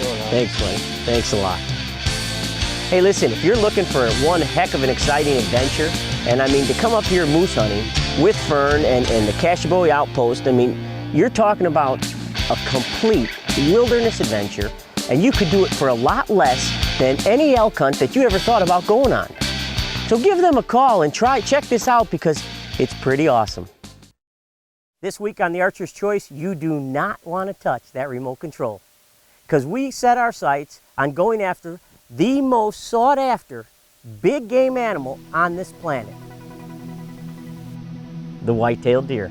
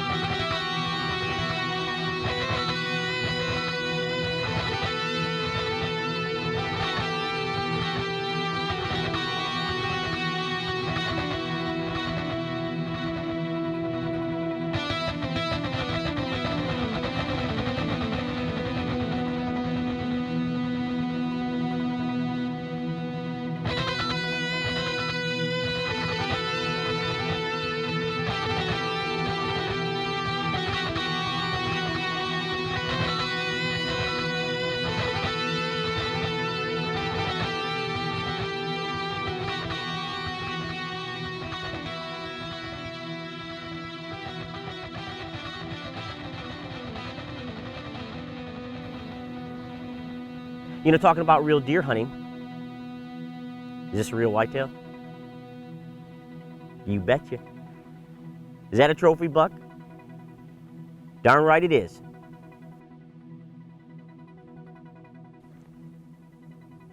Is this a real buck? Is this a trophy deer? You betcha.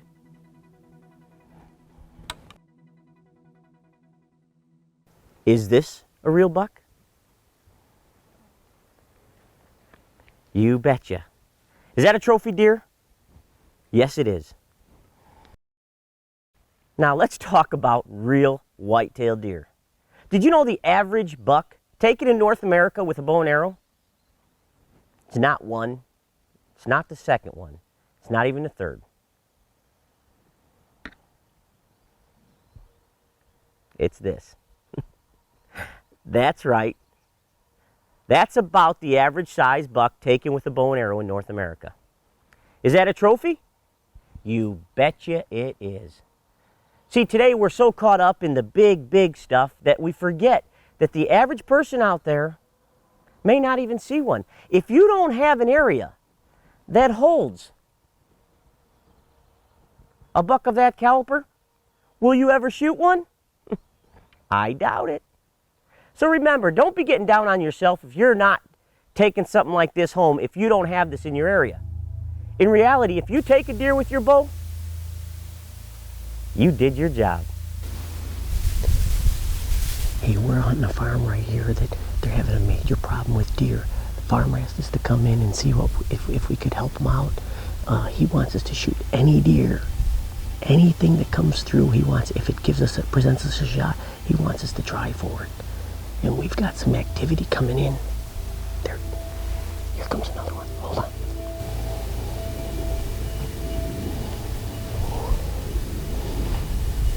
It's a little buck. It's a little buck.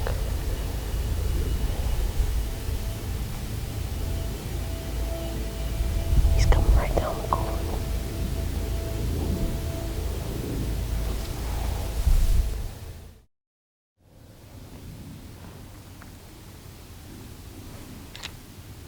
Trophy.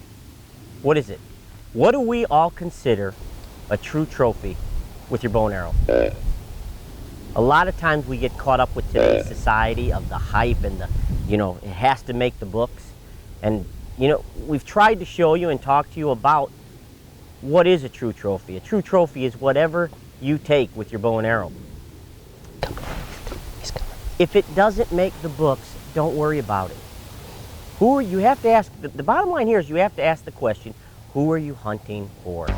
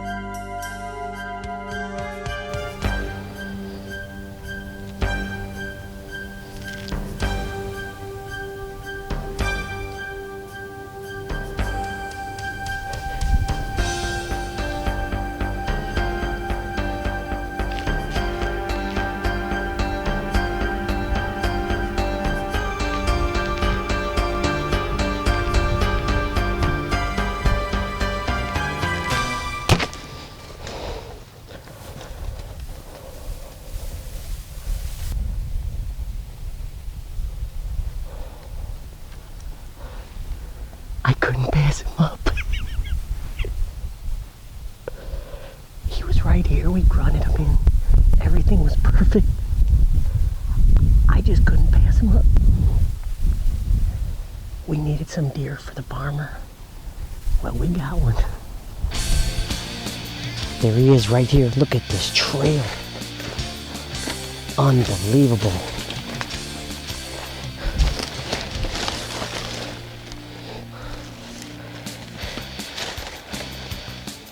Oh yeah. He may not be the biggest buck, but when a farmer asks you to help him out, we need to. It's like If we don't work hand in hand, who do we work with? Beautiful animal. On this next hunt, we're going to join Heath Painter, our producer, as he finally gets the opportunity to go on the other side of that camera. I can remember as a kid, I can remember the very first bow that I ever had. My dad took me out in the woods out back of the house, and I can remember chopping down this little sapling of a tree and stringing a rope between the two ends. And I can remember the very first arrow I shot. I shot this arrow into a pine tree, and I was so amazed that the arrow stuck in the pine tree. And after that first arrow, I've been hooked ever since. So being able to be out in the woods during the fall was so important. Just being out there with a bow in hand and knowing how much time I've practiced, getting my sight sighted in right, making sure my arrows are flying right. That time is just so important to me. Just being able to sit out in your tree stand, experience nature, and to be able to see what God has created for our pleasure. It's just a feeling that I can't explain.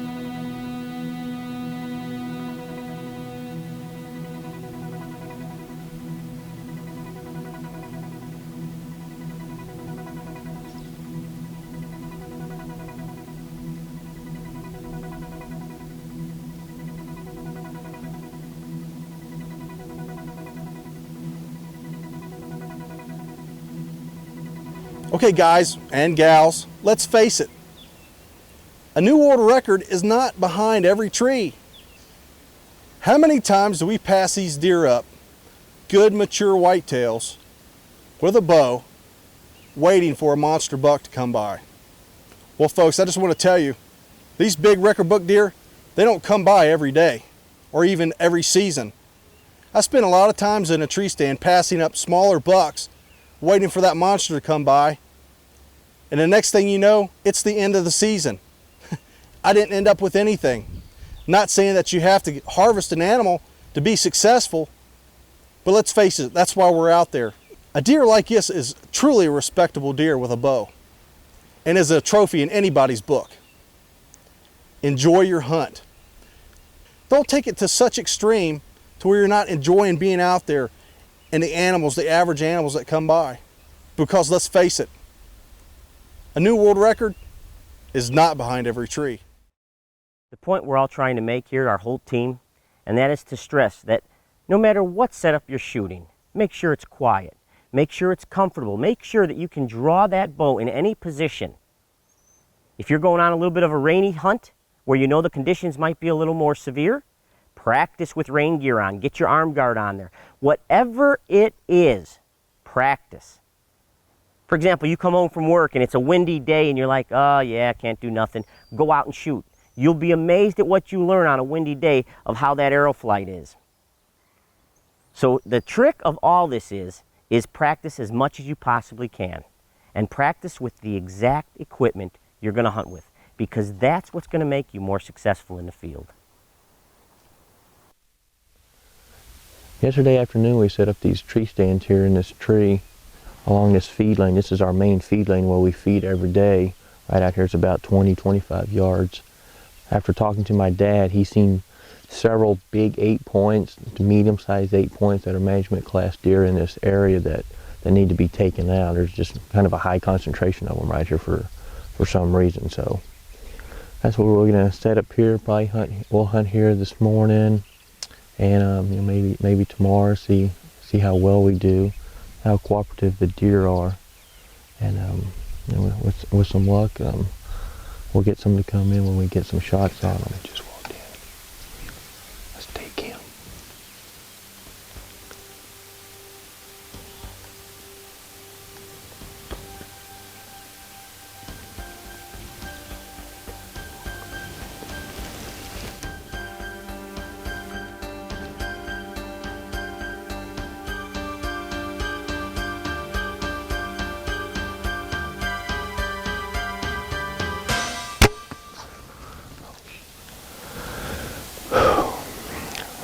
I think I got a pretty good shot on him.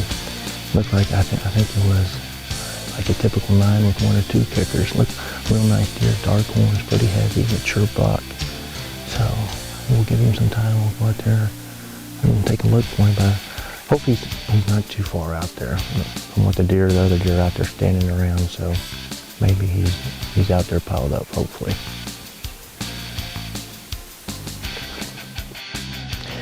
Well, we finally found him. It took us about an hour. We had to trail him probably about 400 yards. We'd given him 3 hours to go ahead and stiffen up and everything. Yeah, I just didn't concentrate, made a poor shot, pulled back on him, but fortunately shooting those expandables, they cut such a large hole, larger than most of your fixed bladed heads, that they do a lot more damage. And that's definitely what we found, one of the benefits of shooting them, not only the accuracy point, but just the damage that they do. But I was real fortunate that we were able to find this deer. He's a really nice buck, actually a little bit better overall than what I was thinking he was. So real proud, real happy to take him. The white-tailed deer. That's right. Is it their uncanny ability of pinpointing either by sound, sight, or smell? Is it maybe because they are almost in everyone's backyard? Heck, they're even in most cities. They're everywhere. Is that why it drives us to continually pursue the most sought-after big game animal in the world? I don't know what it is, but once it gets in your soul, once you get it in your lifestyle, you're over. Maybe we can call it what's known here at Archer's Choice as SWD, Severe Whitetail Disorder. This next hunt proves to you that no matter what, never stop hunting. We had hunted all morning long. We had some good activity. The problem was nothing came into our shooting circle, as we call it. We got out of the stand. It was close to, I think, a little after 11 in the morning. We had to come off this top of the ridge, quarter down the ridge, angling down, and then we'd hit the fields and get to our vehicle. Well, as we come around this ridge, the wind's blowing. Wind had started really picking up for the day. I look down, there is this beautiful mature buck, trophy buck, bedded down like 15 yards right down below it. What do? So we hurried up, we pulled back, tried to get, everyone gets it up. Couldn't have the camera come over because we were afraid of the movement. So I got a stalk, come up on him, and shot almost directly down, almost from a tree stand position. What a hunt. Never let your guard down, because you'll be amazed at what happens a lot of times coming out or going into your hunting stand.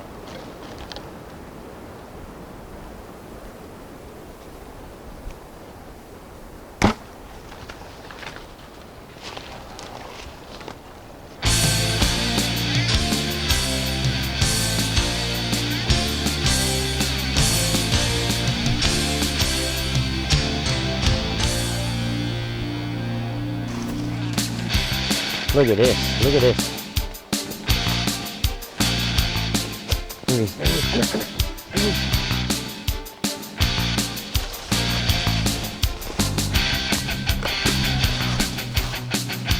Holy, what a buck. Look at that. 1, 2, look at this, his G2 Sport, both sides. Wow, what a magnificent deer.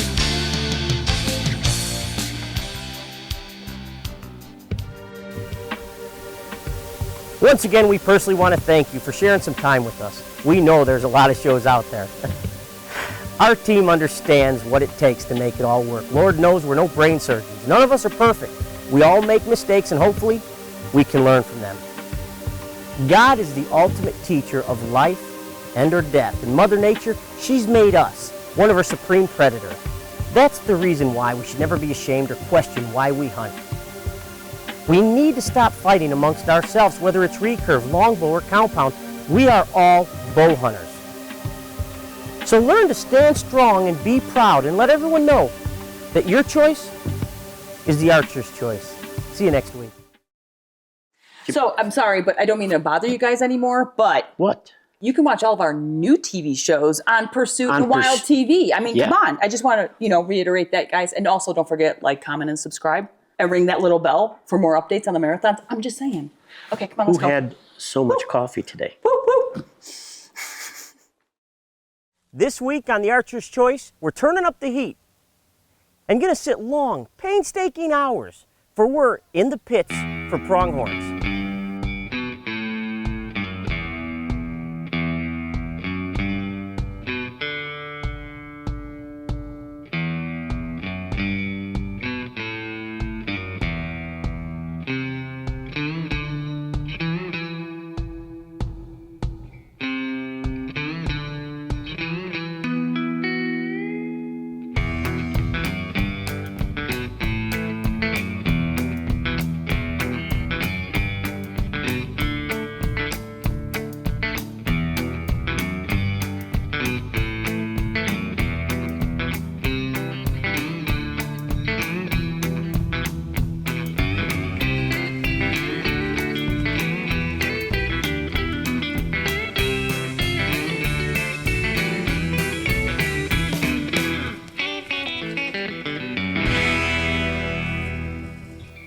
For years, we have traveled bow hunting all types of game. Antelope hunting has introduced us to some great people.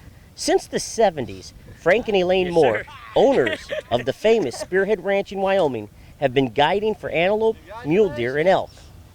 Frank and his guides have learned the art of putting his hunters in the right places at the right times. Put it around the leg here. Our other outfitter is Phil and Leslie Phillips out of Colorado. They've guided many a hunter to getting their trophy antelope. And both of these outfitters know the value of pre-scouting and knowing their area and the animal movement. And both of these outfitters are bow hunters themselves, and that is the ticket for booking a hunt with one of these incredible outfitters.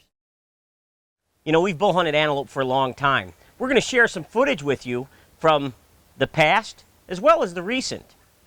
And to get a better understanding of what antelope hunting is a lot of times, and we're talking mainly right now, is really stand hunting. When I say stand hunting, it could be windmills at water holes, it could be ground blinds or pit blinds. Long hours. The majority of the time you want to get in there prior, you want to get in there before sunup, so you don't disturb anything. Remember, these animals, they bed down in these open flats, and they could see, you honestly swear they could see for miles. So you get in there before sunup, get all situated, and sun comes up, and you wait. And you wait. And you wait. Now, the majority of your pronghorn or your antelope hunting, you know, most of the time you're going to pack a lunch and you're going to sit the whole day. You'll have the does come in, you'll have the yearlings come in, and then all of a sudden, when you least expect it, you'll be looking around, and you're only looking through these little windowed spots, these little openings, and there it is. It's an incredible thing, and you have to remember, you're dealing with an animal that its eyesight is awesome. I mean, it's like sitting there, like they're sitting out there in those open flats with, you know, 8-power Nikon optics and just staring at you. So believe you me, number one, camouflage and being in the dark shadows inside those ground blinds or those pit blinds, trying not to peek out, because as soon as you look out, they see a flash, it's over with. You sat that whole day for nothing. Patience. Pronghorn, patience. Patience, pronghorn. Keep those two in the back of your mind.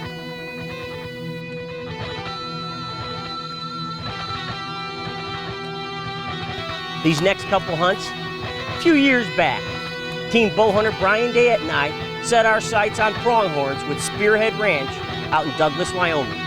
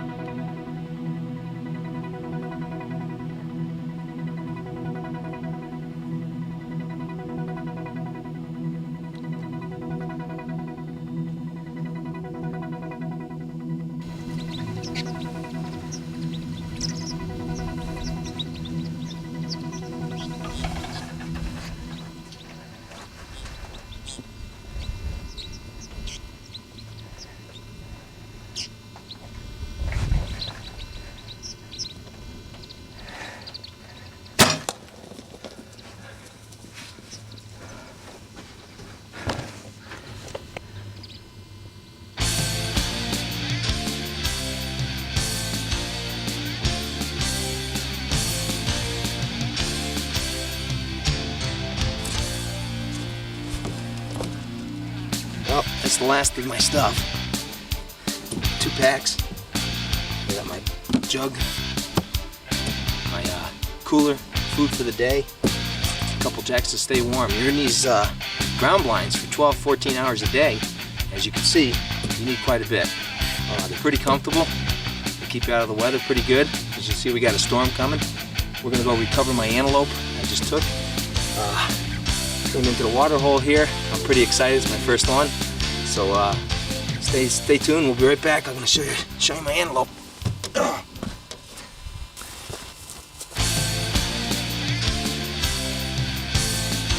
Oh yeah.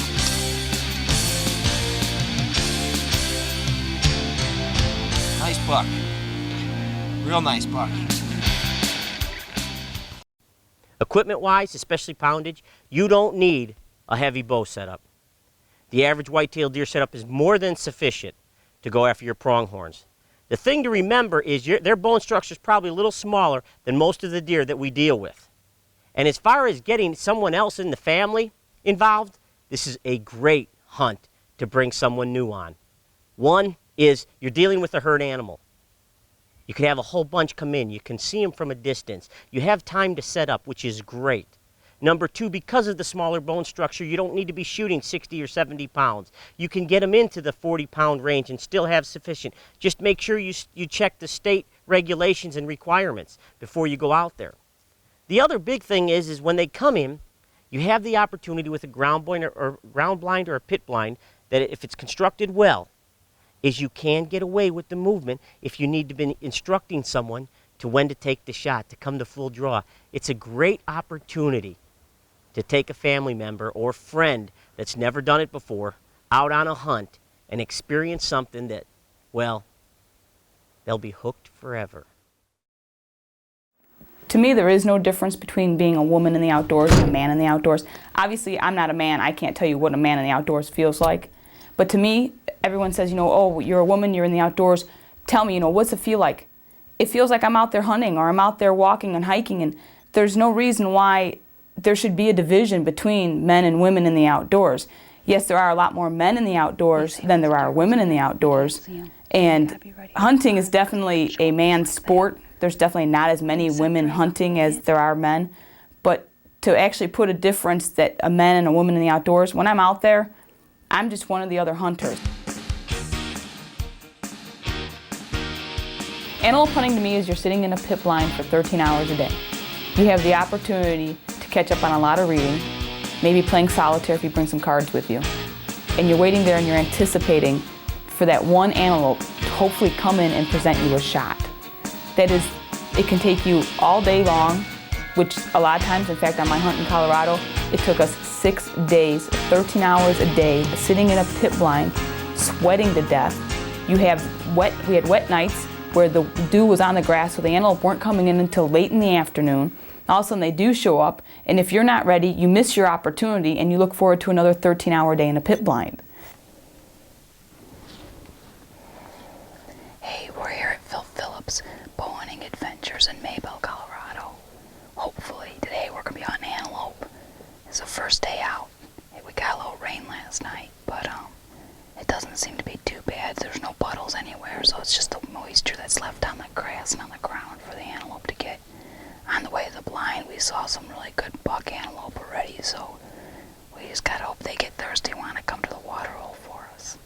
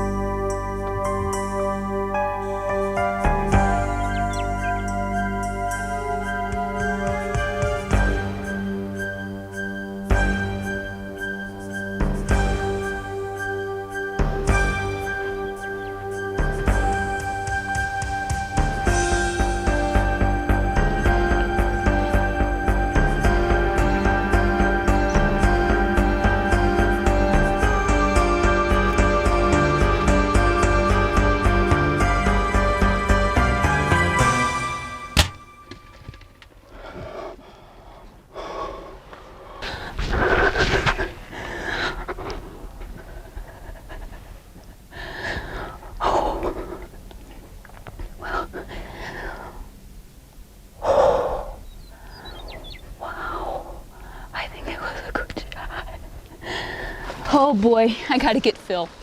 He's gonna be so happy to see that I actually shot something. Oh man. I think I started making him get a little bit of a complex. I wasn't gonna shoot anything. Whew. Well, my shot, 35 yards right across the water. He ran after my shot. He ran up and around here. And he looked like he's gonna run, hopefully, right up this hill and over. So let's stay on the blood trail and see what we can find.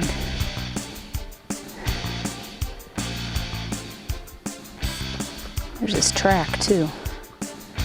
Man, look at the coyotes already got to him. We haven't even been gone like an hour. Well, congratulations. Thank you very much. It's definitely one to be proud of. Look at that.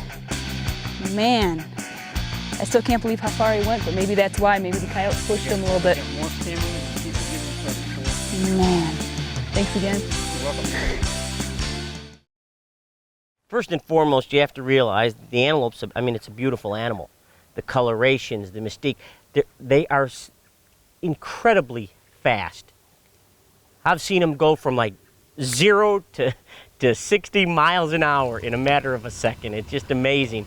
You know, and that with your equipment, you have to make sure that it's quiet because these animals can jump a string. Their reaction, as in any wild animal, when they hear a noise, is bending down and away from that noise. So be prepared for that, because if your equipment makes a little bit of noise on drawing or on release, you're going to have that opportunity where you come to full draw, hold on them, release, the animal goes down, starts to move away, and your arrow never even makes it there. It's amazing how fast they are. Yeah, pronghorns, sometimes, sitting there for 13 hours, maybe even a little longer, I'm not even sure anymore. In those ground blinds or pit blinds, it can get a little tedious. It can get a little downright annoying sometimes. But the payback is watching these animals come into a point blank range. You can almost reach out and touch them. It's just awesome. An animal that normally you can't get within a mile of is right there. You talk about reach out and touch. Right there. We've had them where they walk right past the hole where you can just go out and touch them. It's awesome. The feeling, the adrenaline rush is there. And it makes up for those real long, tedious times of sitting in the blind.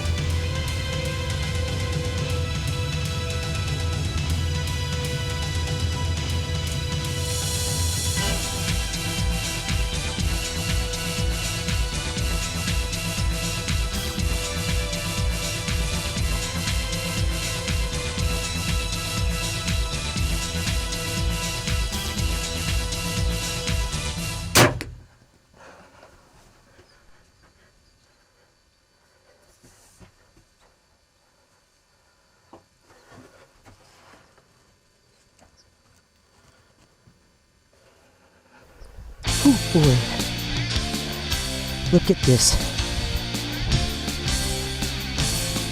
He was standing right here. Right here he was standing. He came in. That beam of ICS went right through him. I know it did. And here he is.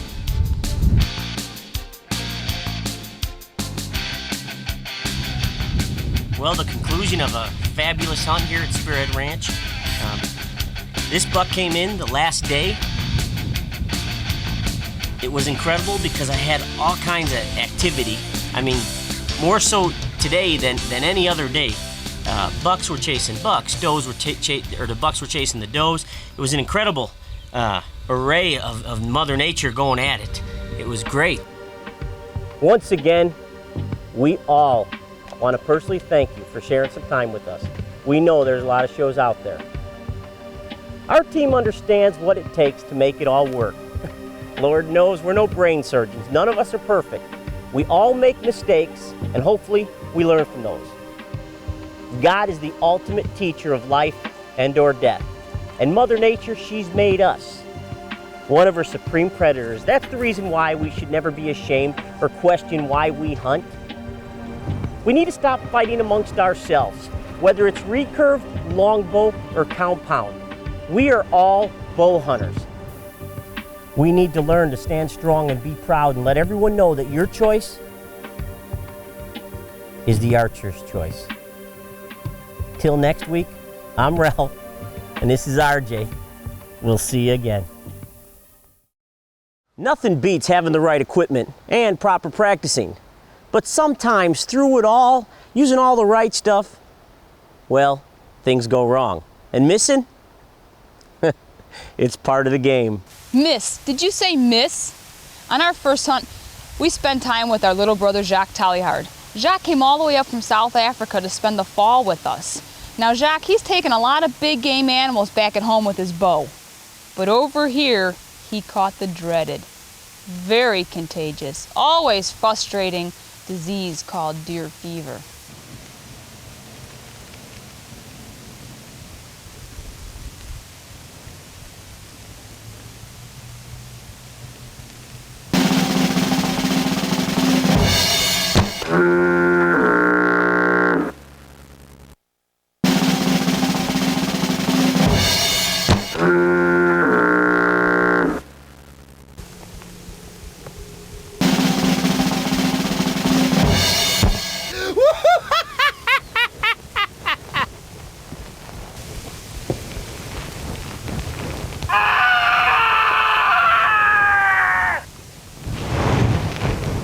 Hey, Jack, don't worry about it. You had great form, but you missed.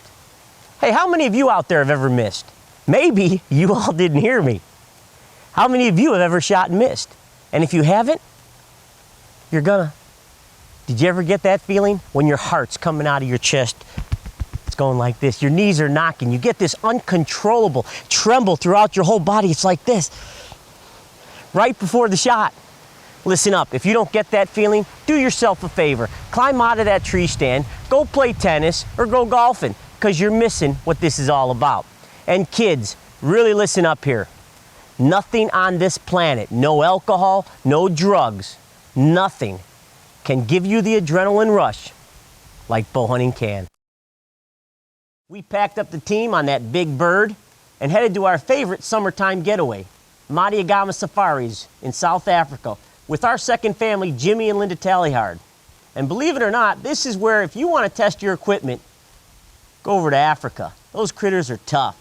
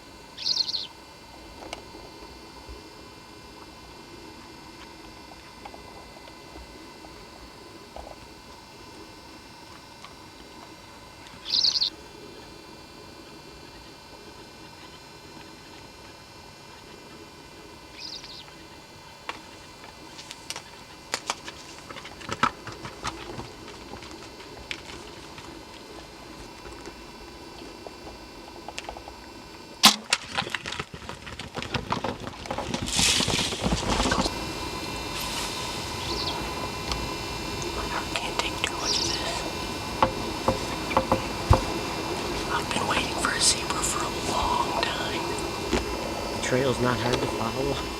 There's the arrow. Oh, what a beautiful stallion. Holy smokes. Wow. And that Spitfire. No damage. Look at that ICS. Perfect.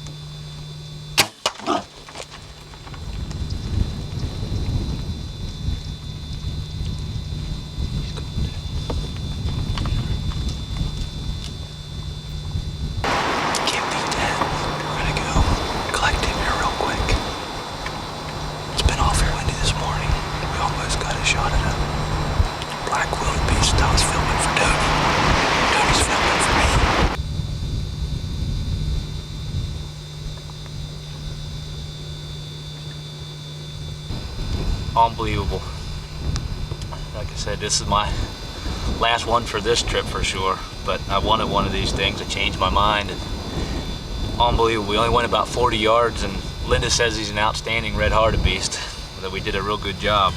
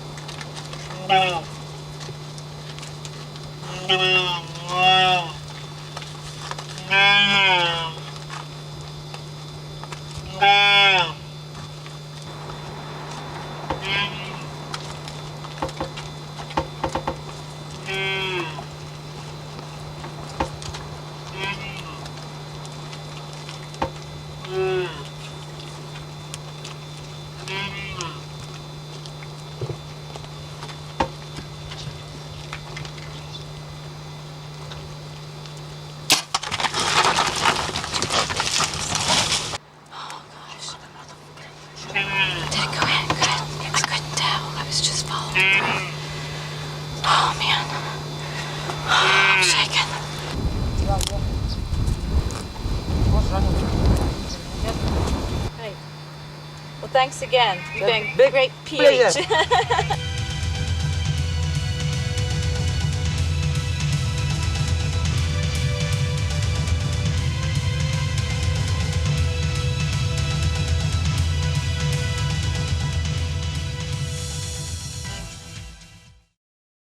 You know, bow hunting in Africa is an unbelievable experience, and it can be done for a lot less than we've ever thought.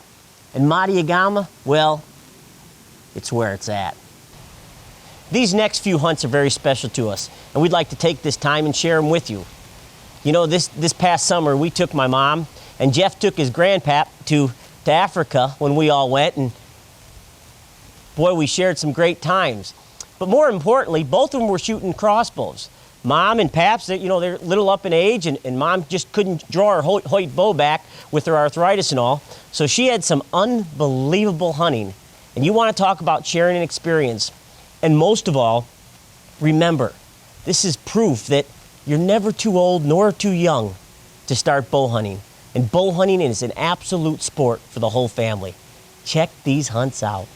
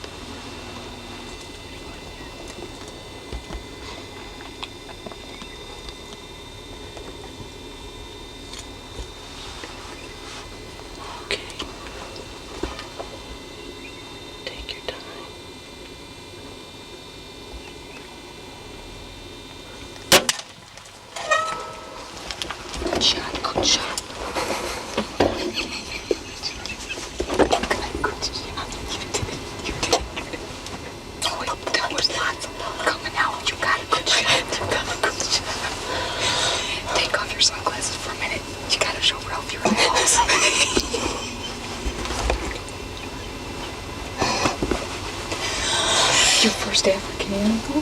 Huh? And how do you get one? Your first crossbow animal? Well, you saw it. We got Ma here in Africa her first time. You know, we planned on her bow hunting, and really, your arthritis isn't allowing you to draw your bow, you know, but like a little over 30 pounds. So to be ethical, you know, and proper for the animal, we thought, hey, let's try a crossbow. We'll wait a little bit and then we'll give him time. Congrats, Ma. Welcome to Africa. You want to come in through? See? Yeah. It's okay.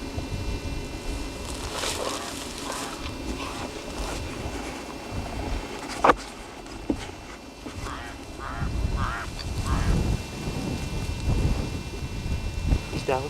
He's down. Congrats, Ma. You got your first African. Come on. Just be careful. Look at that, Ma. The biggest animal you've ever taken. Whether it's a bow or your crossbow.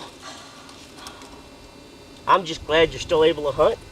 That crossbow sure did help. Yes, it did. It really did. Look at the shot. You can't, I mean, perfect. You happy? Yeah, I sure am. I don't know what Dad's gonna say, but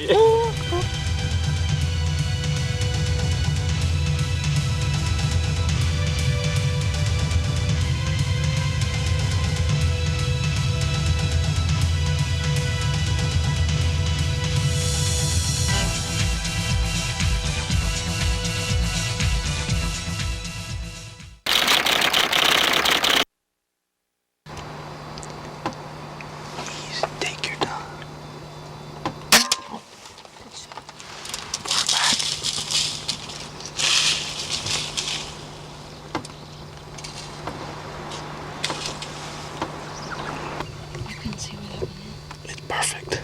Good shot. Good job.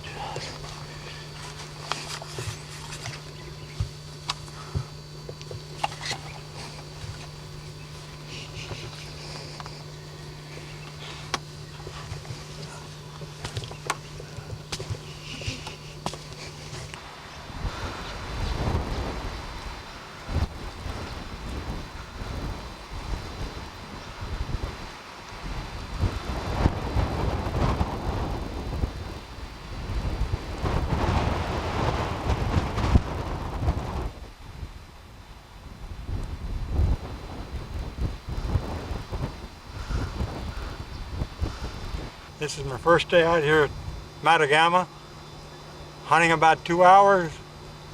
Had several buck come in, Jim's buck and other animals. This one was about 15 yards. And pulled a shot on him and he went about 75 yards. And I wasn't excited when I first came, but I kind of enjoy it now.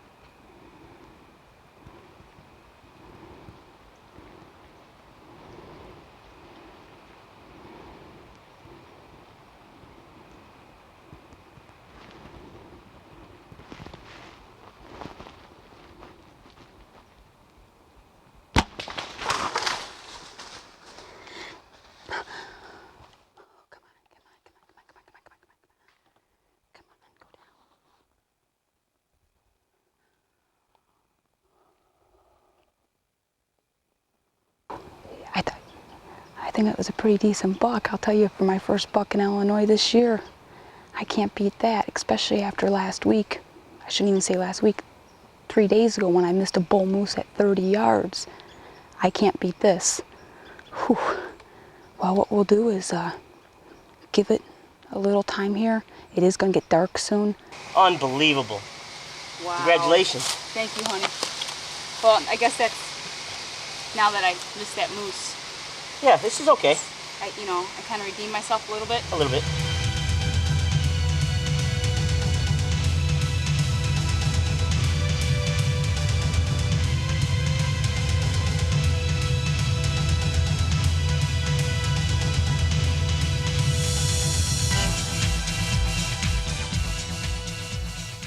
Good shot, Vic. Better than the moose. Did you notice how long she actually came to full draw and held on that animal? There's a lot of times where you're caught in that situation. Deer, bear, elk, whatever it may be is coming in. You come to full draw and it stops. And it waits. And it waits. And it's looking around, or maybe it even caught some movement, but it's giving you that stare down. And most of us turn, and too long, you bring down, the arrow falls off the rest, makes a clanging noise, whatever happens. And it's all happened to us, hasn't it? We've come up with a thing years ago, and it's worked in our favor. Here's what we do. When all of a sudden you come to full draw, and that animal stops, and you can't sit there, and the longer you hold this, the more this starts to happen, then you have to come back and relax. Well, most of the time, then the animal catches that movement and leaves. Try doing this. Full draw, take this elbow, and drop it. That's it. Drop the elbow so you're not pulling with your arm muscles, holding back. You're literally now against your body. You can even rest that bottom cam on your leg. This enables you to sit there and hold that for that amount of time, instead of having to come back and relax and have that animal catch your movement. So now I'm sitting here like this, animal's there. The only movement I have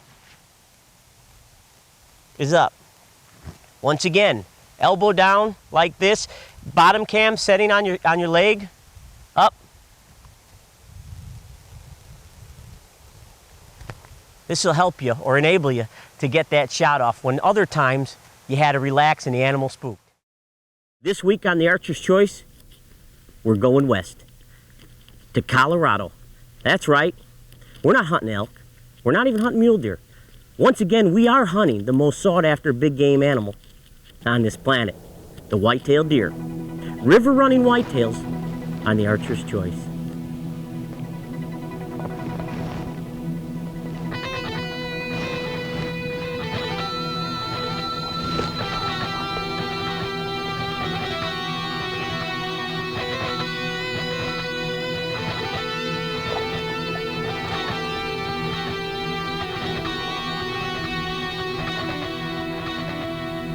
Billy Dowen knows his deer. He's in the field every day, traveling along the thousands of acres that make up their family ranch. From some of the best river bottom country to the open prairie that holds some giant mule deer, Billy has the land. He sees the deer all year long, from spring to summer, from fall to winter. These river whitetails need not go anywhere. They have all they need here with Billy. So obviously all the trails lead to jumping where this fence is coming down, but look at this. How long have you seen him rubbing these posts? Oh, well, they just started these this year. But in the last several years, they worked these posts all through here. That's why your fence posts or your wires are not down. Yeah. Those bucks are rubbing the fence posts. They lower the wires, so it's easier access over too. Headed to the hayfields, cornfields. Now you've got it planted. You've got some clover out here too, and right. It just planted it this year. It's not really up yet, but this spring I expect it to take off. Then they'll have some clover, some alfalfa, some corn. Those are all snows? Snuggies.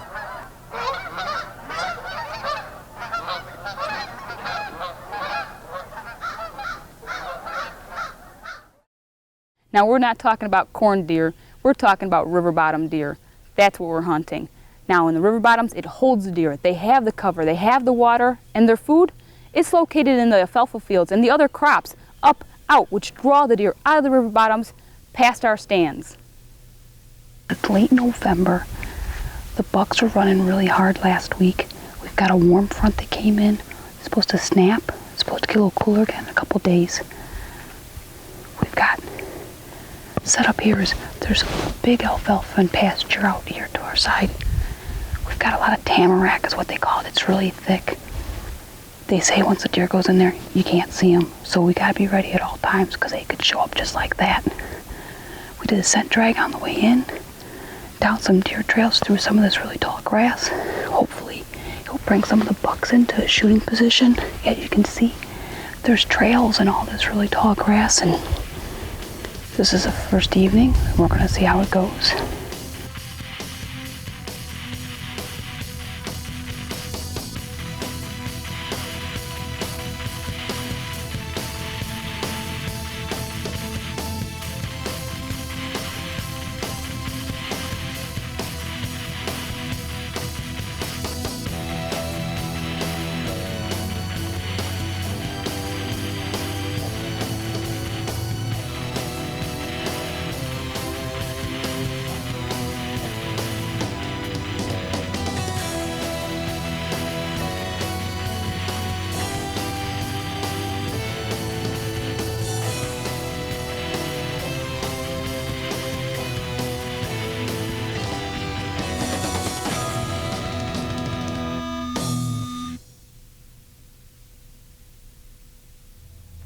Remember, when you go deer hunting, you go out there for the adventure. If you go out there and it's just not working out right and you're cranky and miserable and everything else, it's not your day to be sitting in that stand. Just relax, take a deep breath, take in the beautiful surroundings, the birds, the animals, everything else. That's why you go deer hunting.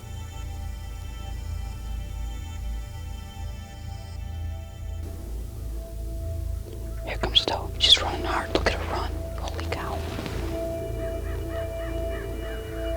She fell in the creek.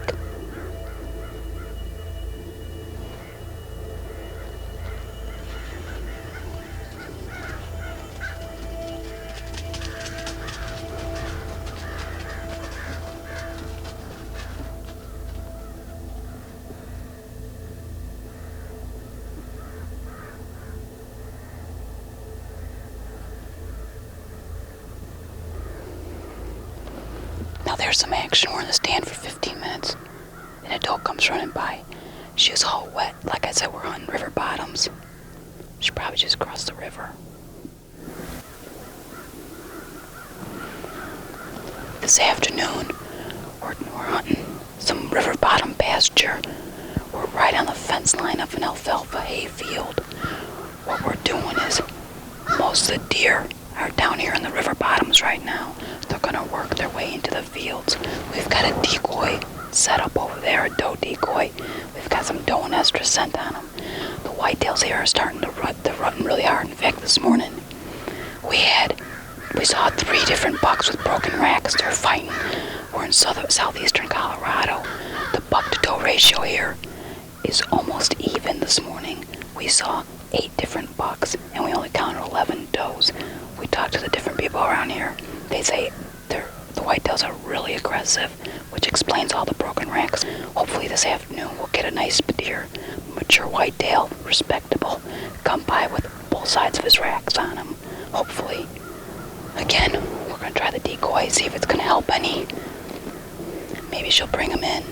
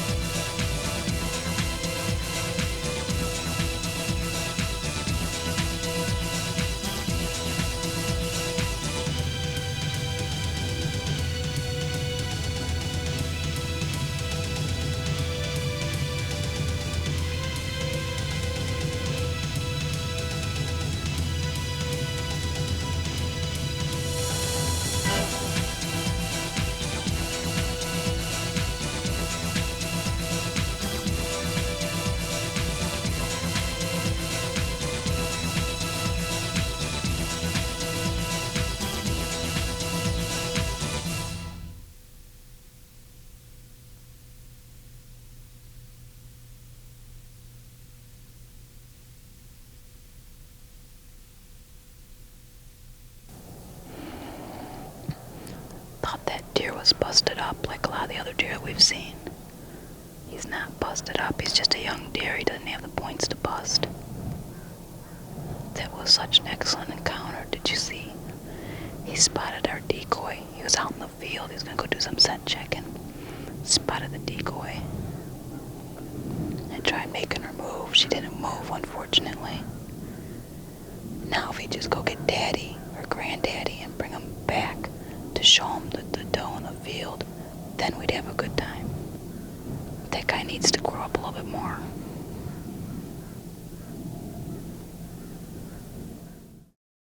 You know, more and more with being portable and being more mobile is we set up numerous tree stand locations in river bottoms, in different ag setups or whatever it may be. We set up numerous stand locations, and when the wind is right, we hunt a certain location. Being mobile, keeping the wind in your favor, having stand setups in for different winds is the ticket. Here he comes. Here he comes.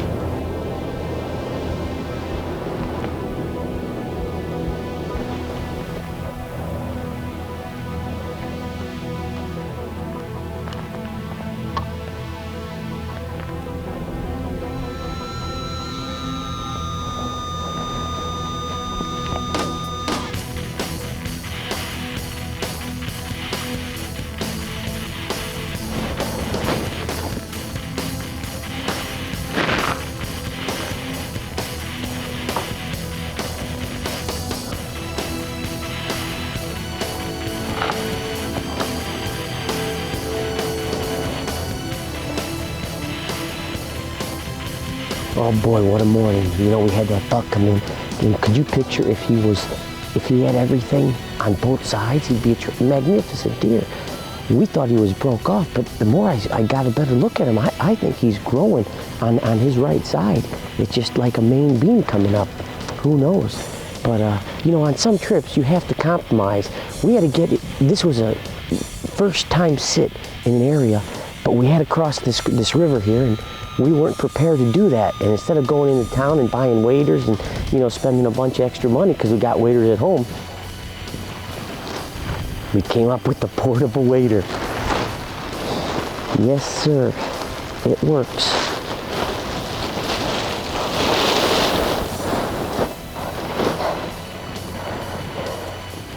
And I'm cold.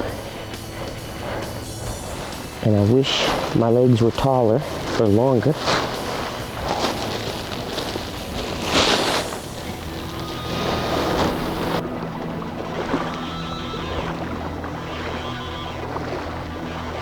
Heavy-duty garbage bags. Temporary waders. That's your Archer's Choice tip of the week. Look at this. Yeah, you got scrapes here, here, here. They just go around the tree. As you can see, this must be a pretty big boy. Holy see, either that or he's coming up on his hind legs. I mean, he could do that, but he's busted him all the way up top. This in here's, yeah, this in here's been worked not too long. Unbelievable. And they'll travel through here. There's a main trail that the does will take with lots of tracks to your left.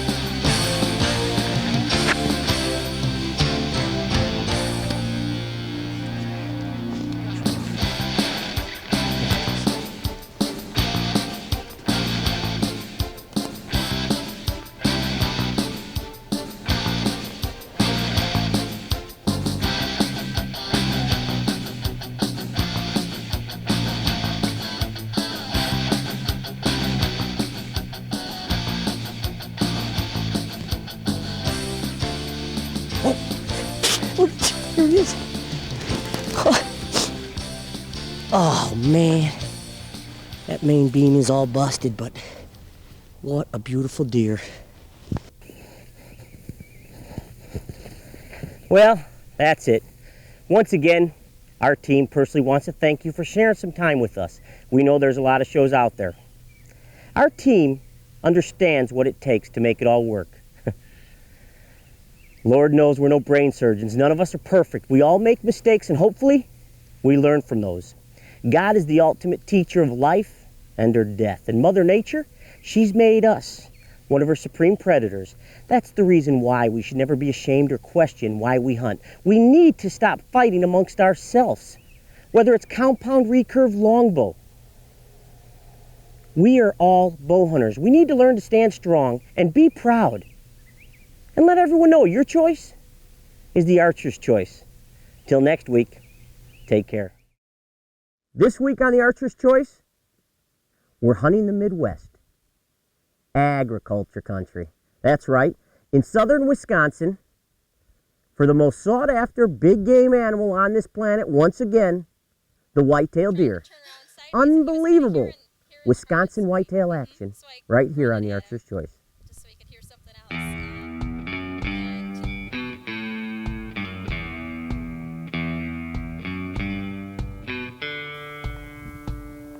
You know, being from the Midwest, we sort of favor staying around home.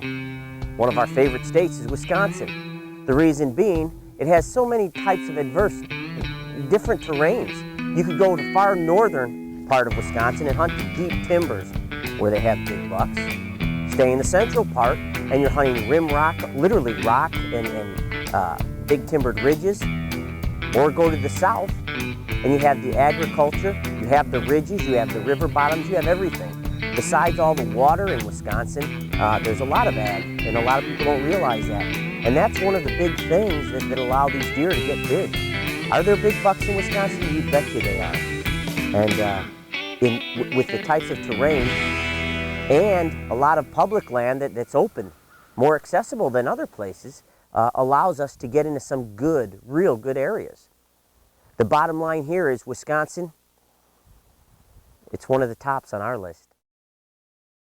Many of the farms we hunt have timbered ridges that run through them, creating highways that funnel the deer moving between one food source and another. Due to the ability of the landowners allowing us to plant nature's own food plots, we have not only drawn in deer, but we've made it a core area for many deer. Our tactics are simple. Intersect the deer between their feeding and bedding areas. Don't bump them out of their bedding areas and control the pressure at the feeding zones. And you have the chance to draw on some super big deer. The bottom line here is do your homework on learning the area, their bedding, feeding, and watering. Study where they go with each wind direction and remember the preferred food source for that certain time of year.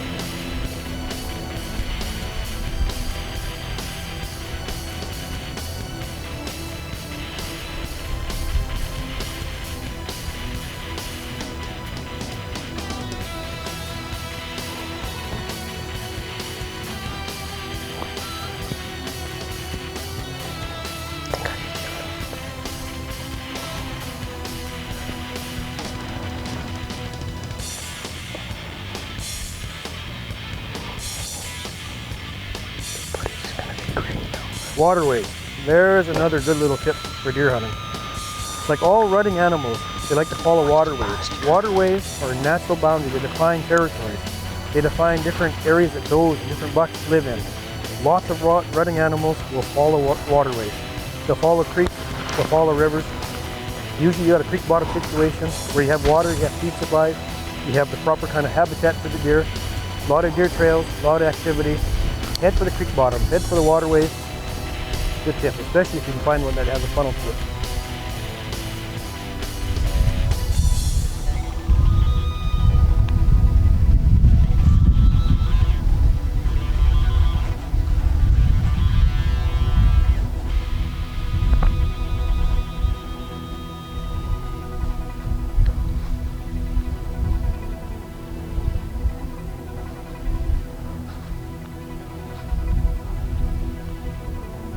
In my hunting career, I've always thought that if you hunt the way other people do, you'll get what other people do, which usually is poor success. What you need to do is find methods and tactics that aren't being used by other people. Be fresh in your approach, be innovative. If you can think of a place where there's a big buck working, study how other people are hunting and how they're not getting them, and come up with a plan, a way to get that deer into your sights. Be different and be innovative, very important. Come up with a plan that that deer hasn't seen before. A whitetail buck can figure out a defense for every offense you can imagine. You gotta be fresh. Come up with something he hasn't seen before, and that way he won't be rehearsed as to his reaction.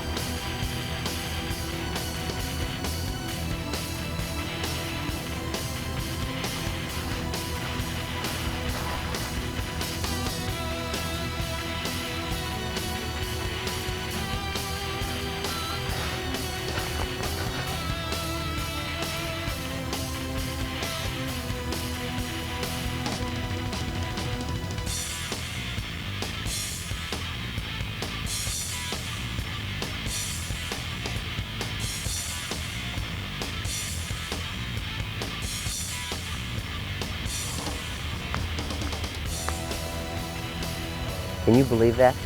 Did you see how that deer just reacted to that decoy? He came across the creek, he was showing, he was pawing at the ground. He presented shot after shot to me. And you're probably wondering, why didn't I shoot? So am I. I don't know why I didn't shoot. You know, maybe it's because we're hunting a large tract of land that, you know, we have a fair amount of control on. And seeing that buck with that third main beam, could you picture him next year? I hope I can. I hope I see him. You know, sometimes we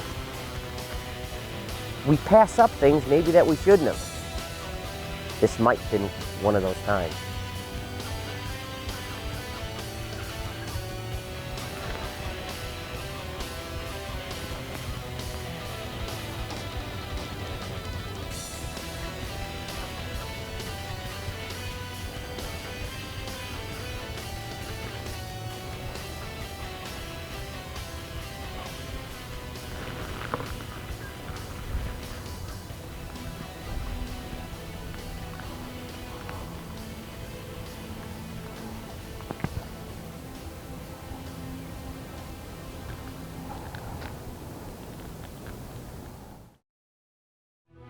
Due to the diverse habitat, the large tracts of land, and more farmers and landowners working together to create a quality deer management program, more and more bigger bucks are being seen and taken. And with the unlimited supply of natural food sources that give the whitetails what they need to grow big, it's no doubt why our team makes Wisconsin one of their favorite picks for big bucks.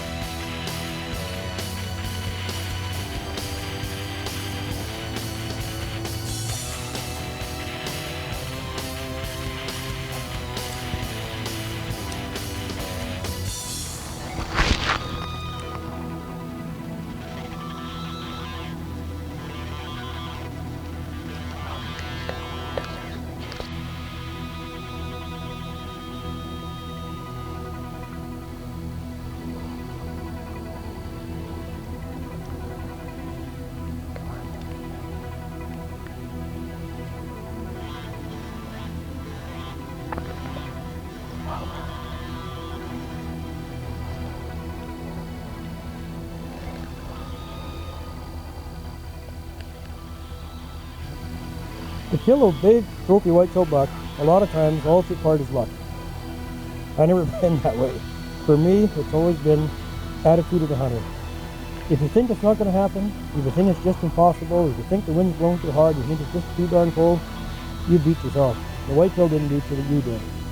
If you have the attitude, the drive, and the perseverance to stick it out hour after hour, waiting and watching, paying your dues, it'll happen.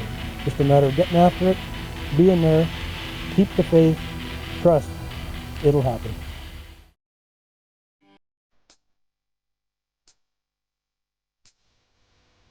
In our hunting camp, Ralph, one of the best buck killers we have is a funnel area.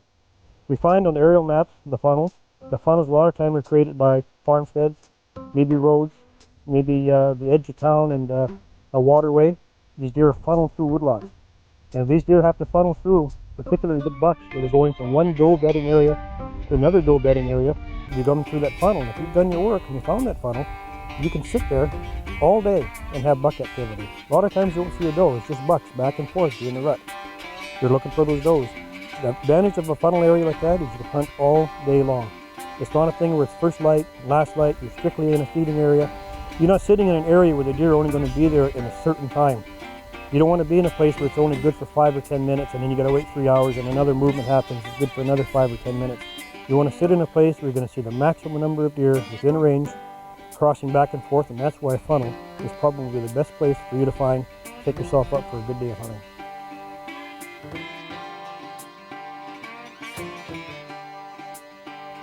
You know, sometimes Murphy's Law plays a big part in our hunting, and sometimes we win.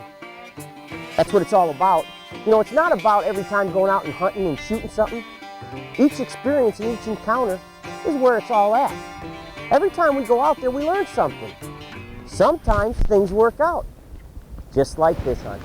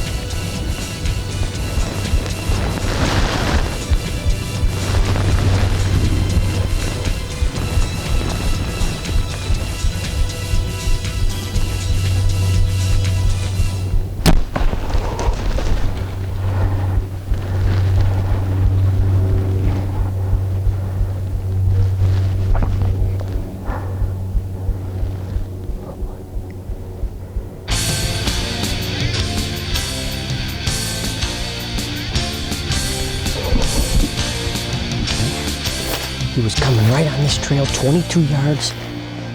Here's the arrow. Complete pass through.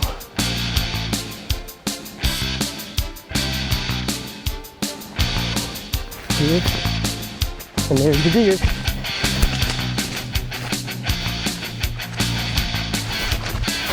Look at the blood.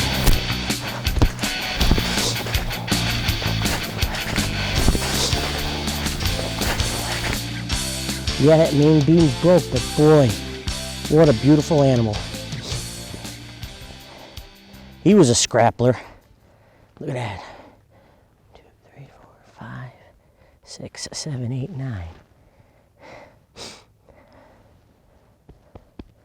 Good deer.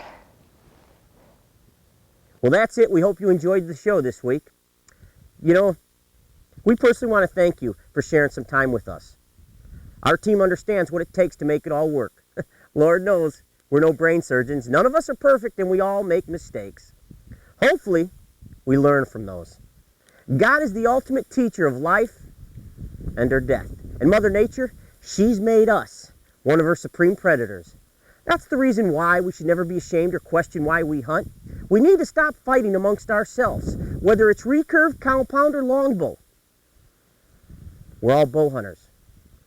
We need to stand strong, be proud, and let everyone know your choice is the archer's choice. And that's how it started over 25 years ago. Insane. But hey, you know what? Know what? We have 24 more years to show them all. Oh my gosh, talk Ooh. about content. Goodness me.